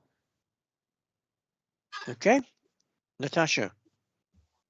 I just want to just kind of you know, back Holly on this a little bit, just because I literally sit in front of me across from Helen Britton, who is the person that's you know, in charge of the project. And yeah, there is a lot going on with the Youth Alliance. What just like Holly said, with all the groups, because how it's worked out, we've had to go and we've sourced all these groups. You know, there's been a lot put into actually making the connections with the groups, and actually, you know, seeing what it is that they can actually do, and then working collaboratively with all the other organisations. I really do feel this project is going to be really beneficial and grow. So I would just like to say I think it's a very good idea. Yeah. Right then. Time for well, I think hearing Natasha's enthusiasm there and other people's comments, I think it's I'm quite happy, and I've had discussions with Holly about this as well, so I'm quite happy to recommend that we approve the money, but it's up to the operational board members, as always, to save a lot of. Anybody got any objections? You happy with that, Tony? You'll get a report and to prove it, yeah? Yeah, I said I'm happy with it. Yep, that's fine, yeah. All right, Holly, that's approved. Thank you. Thank you. Thank you. Thank you, everyone. Next one. Keep going, Holly. Derwent Café project. Yeah, sorry. Okay, so this report is about the Derwent Café project and grant funding towards the Derwent Café project.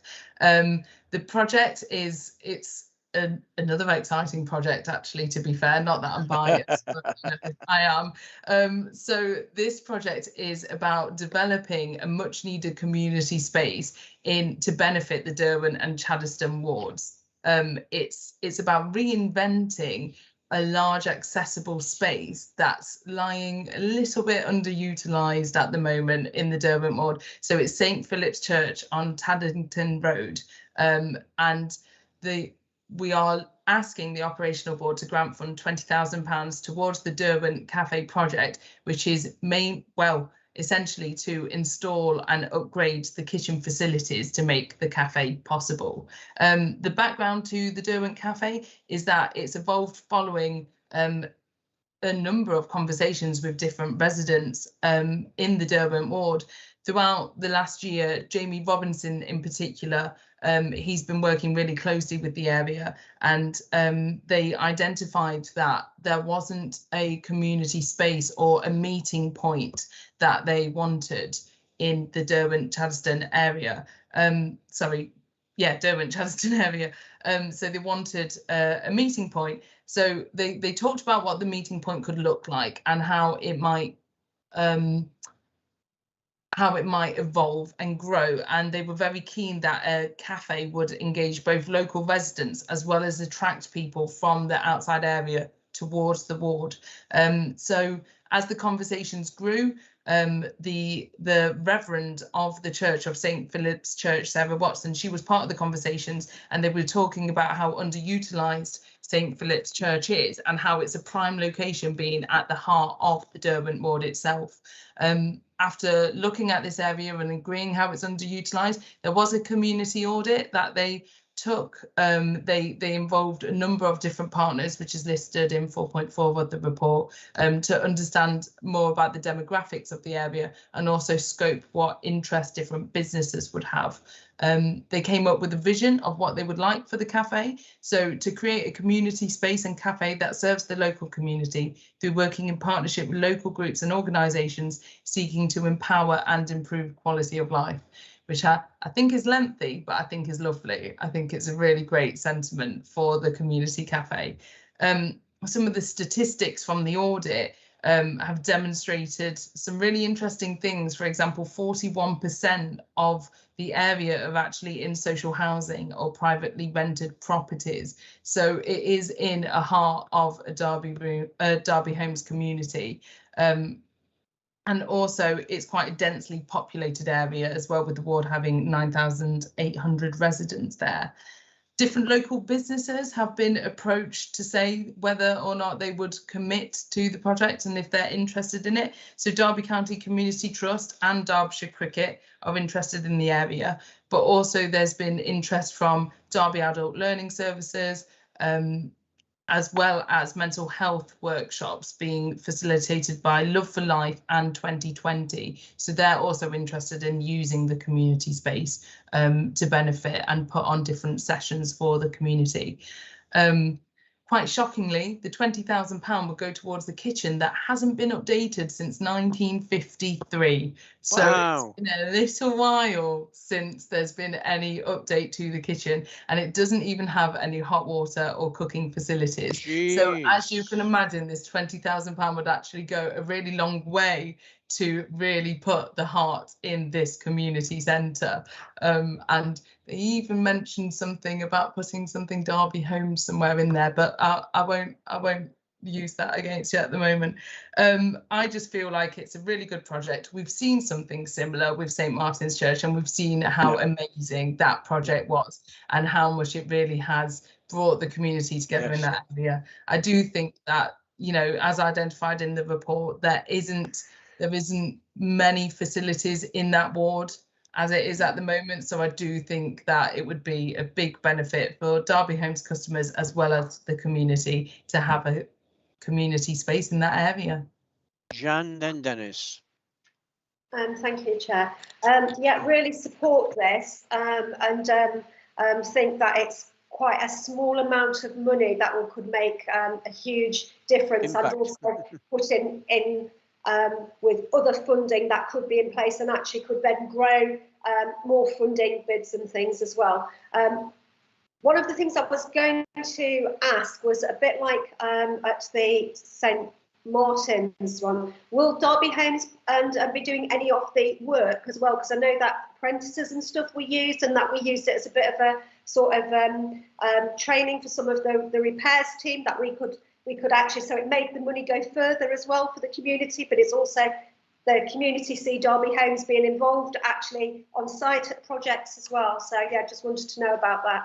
That's something that we might look into in the future, but at the moment actually we took a bit of a different tact with this, because the £20,000 is what we're asking for actually, so that a lot of our staff can continue to work through a bit of the backlog from the coronavirus pandemic, because at the moment our customers have been without for a bit longer, and so actually we thought it would be better to offer £20,000 as a grant instead, ask them to outsource the work, and then for them to, you know, spend it in the kitchen that way, rather than us giving both time and money to the project. So we thought that, you know, the cyclical work that has been going on, you know, with kitchens and bathrooms is behind because of the pandemic, and we didn't want to upset any customers by saying, you know, your kitchens may be a bit behind, but we're going to do this community kitchen over here. So we actually thought, we did consider that, but at the moment we felt like the better thing to do for our customers would to be use this approach. Yeah, that makes sense, Holly. Thank you. Dennis? Yeah, I've got several questions, really. Why is it called the Derwent CAF project when it's in Chaddersden?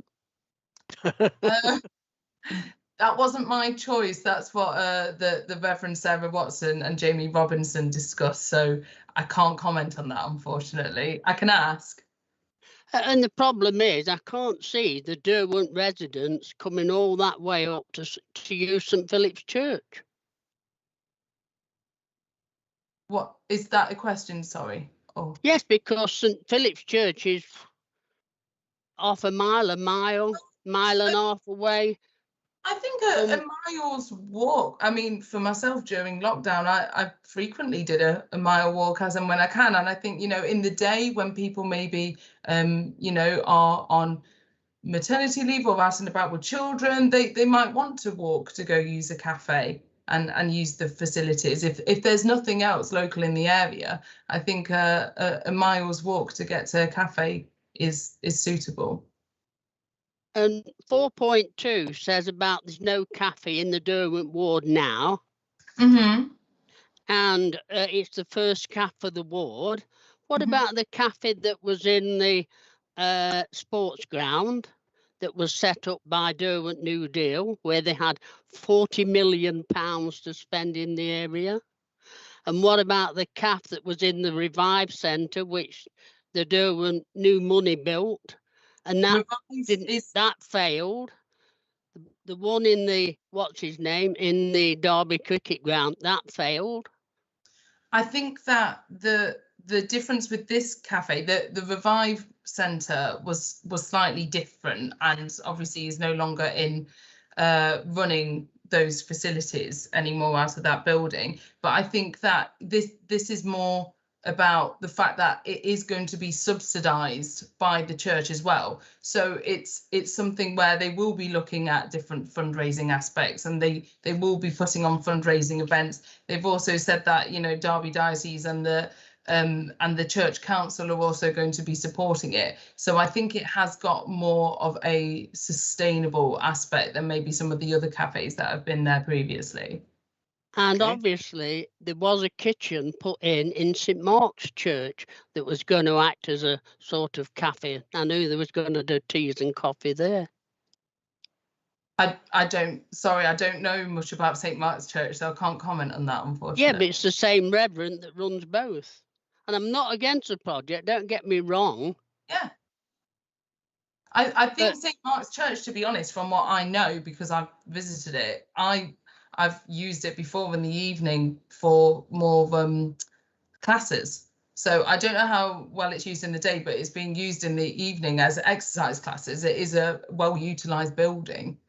Oh, I quite agree. And Derby Home spent a lot of money on it. And, you know, it's a really good facility. So, I mean, if the cafe was there, I could really understand it because it's in the middle of Derwent, and I can understand it being called Derwent there, but not in Chaddersden.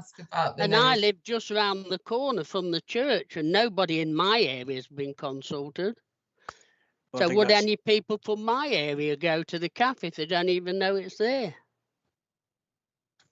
Well, sorry, Bob. I was just going to say, I think you know, when it comes to the naming of it, Holly, you're probably exhausted that because you really don't know. And I'm consciously aware of the time as well. Yeah. Lucy? As I say, I support the project, but... Yeah, sure. Yes, I take your point, Dennis. I do. See what Lucy and Tony have got to say as well. I'm taking that the Derwent Cafe project is just a working title. I don't think it'll be called that long term. But I do think that you shouldn't think of it as being in the centre of Derwent. You know, even the Revive Centre is not in the centre of Derwent because it doesn't really connect with the people who are at the very bottom of the hill. This will connect with the people at Bredsall Hilltop, but the other side, absolutely, the other side of Taddington Road is Oakwood Ward, which isn't even mentioned. And this is the forgotten part of Oakwood. And if you're not connecting with them, then they are the heart of your community, and in my view, often forgotten. Okay. So please make sure that you're doing what you can for them as well, because they're not the new Oakwoods, you know, shiny bit of Oakwood. Yeah, I know what you mean. I know people who live there. This is the bit that needs more loving, and this is a way to love it. So I'm very supportive. And that information, Lucy, has been useful because it helps with the argument, you know, for both sides to have a look at it. Tony. My comment, I mean, in principle, I support the proposal. It's just, is there an overall budget for this? I mean, have they got to do work in the hall as well as just putting a new kitchen in? You're talking about £11,000 here as well. Are other people putting in? Is it £100,000 project overall? What is it?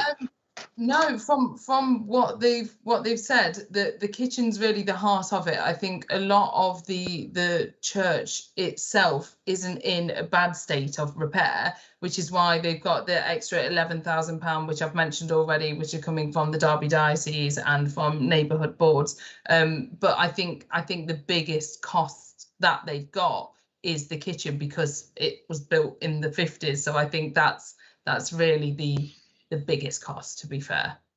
Okay. Okay. Well, I think taking on board Lucy's comments, and they're very valid and I really appreciate them, I think we now make a decision. Do we support this grant as operational board members? And I take on board your point, Dennis, and what you've said. And Lucy. I live in the Oakwood ward. My place is, I just live at the top of Chan, which is classed as the Oakwood ward. I know what you mean, Dennis, yeah. So are we, so let's take it. Any objections? No. Approved. I wonder who's next, Holly. I know. Thank you, Dennis. Thank you, Dennis. Okay.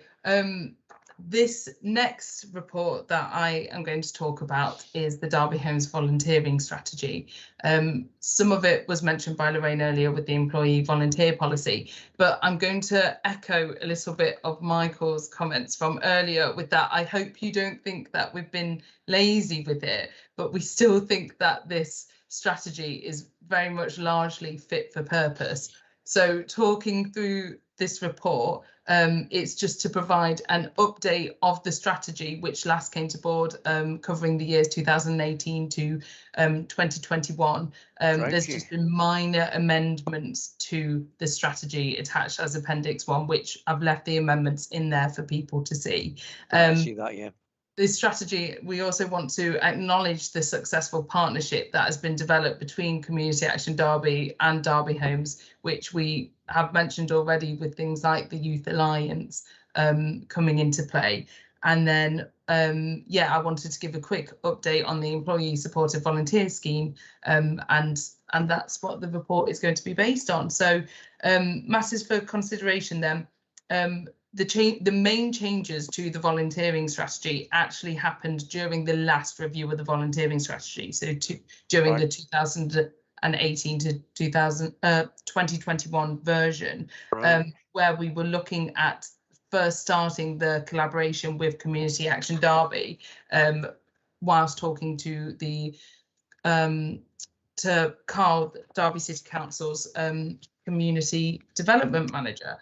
So since then, we've only really looked at minor changes because our ambition very much largely remains the same. It's just due to the pandemic, we started making a start on the strategy. It took us about 9 months to fully pull together the employee volunteer strategy policy as well. And then by the time we were really getting our teeth stuck into the employee volunteer policy, COVID unfortunately hit and we weren't able to really take off with it.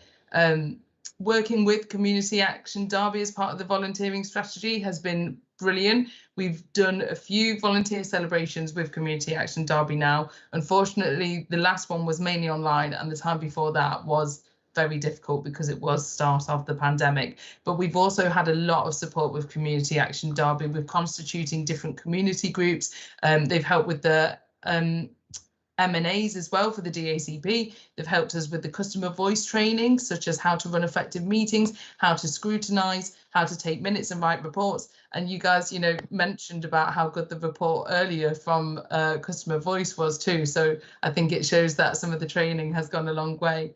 But we've also helped with different volunteering in the community, such as groups in Tintagel looking at gardening projects in their local area. And we've been using Community Action Derby to help us facilitate that volunteering as well.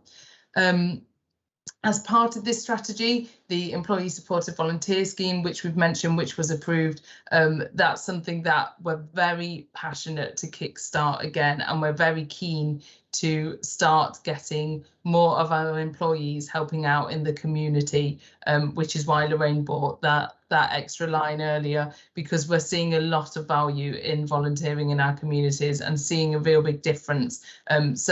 So, you know, largely our ambitions are very much the same for the volunteering strategy. There's just been a few tweaks. For example, we've got a virtual panel now, which, as you can imagine, is new from lockdown. So there's just been a few minor amendments, but largely the ambition of the strategy remains the same. And we'd like to acknowledge our partnership with Community Action Derby and how great it's been. So that's the strategy for approval. As someone who's involved in the virtual review policy group, if you like, it's been very useful because it allows you still to have your input, but in the COVID situation. So that has worked, Holly. Tony. Just a quick one, looking at what you're supporting in terms of youth panel, virtual panel and customer voice. At some stage, could we have a report on, you know, what they're doing? I mean, we see the customer voice recommendations and things, but we don't, and the virtual panel is relatively new. The youth panel's been around in one form or another.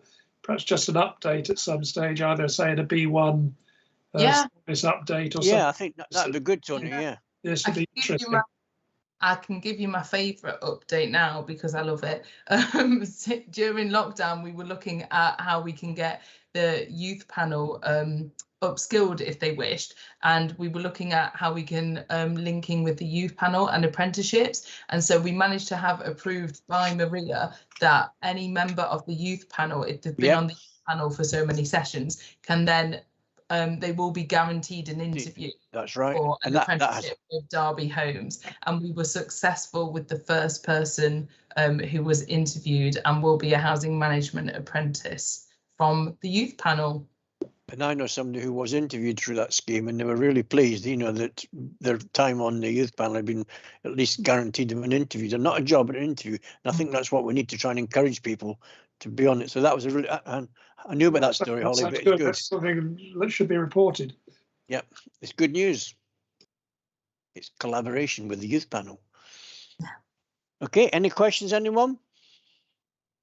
Are we happy to approve the amended as Holly's recommended?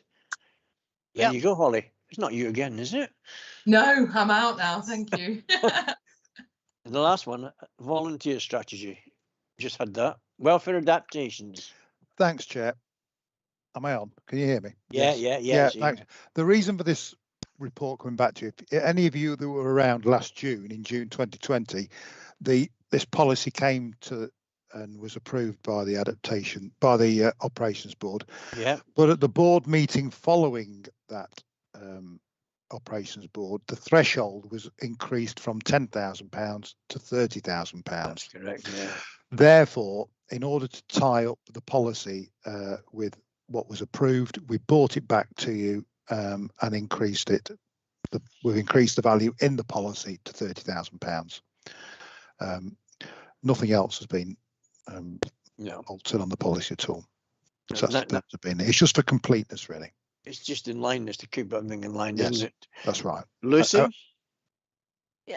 While this is in front of us, I just wondered whether it was worth thinking, and maybe this is included already, but there are some households for whom the adaptation may not be needed for the householder, but from somebody who is likely to be very close to that householder. So it might be where a disabled child is visiting and being cared for by a grandparent, and they need a ramp putting in for a wheelchair, or it might be an older person who regularly visits their grandchildren who needs a grab rail to be able to get up into the house.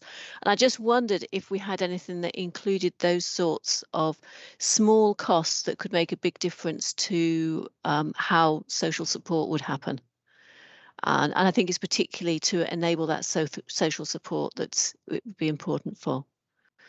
Is that something that we can I'm sure that would be covered if it was something that would for a regular visit or occurrence like that, it would be, if it made life easy, it would happen, because especially on low level expenditure like that. That's what I was thinking. Absolutely. You'd like to think so. Tony?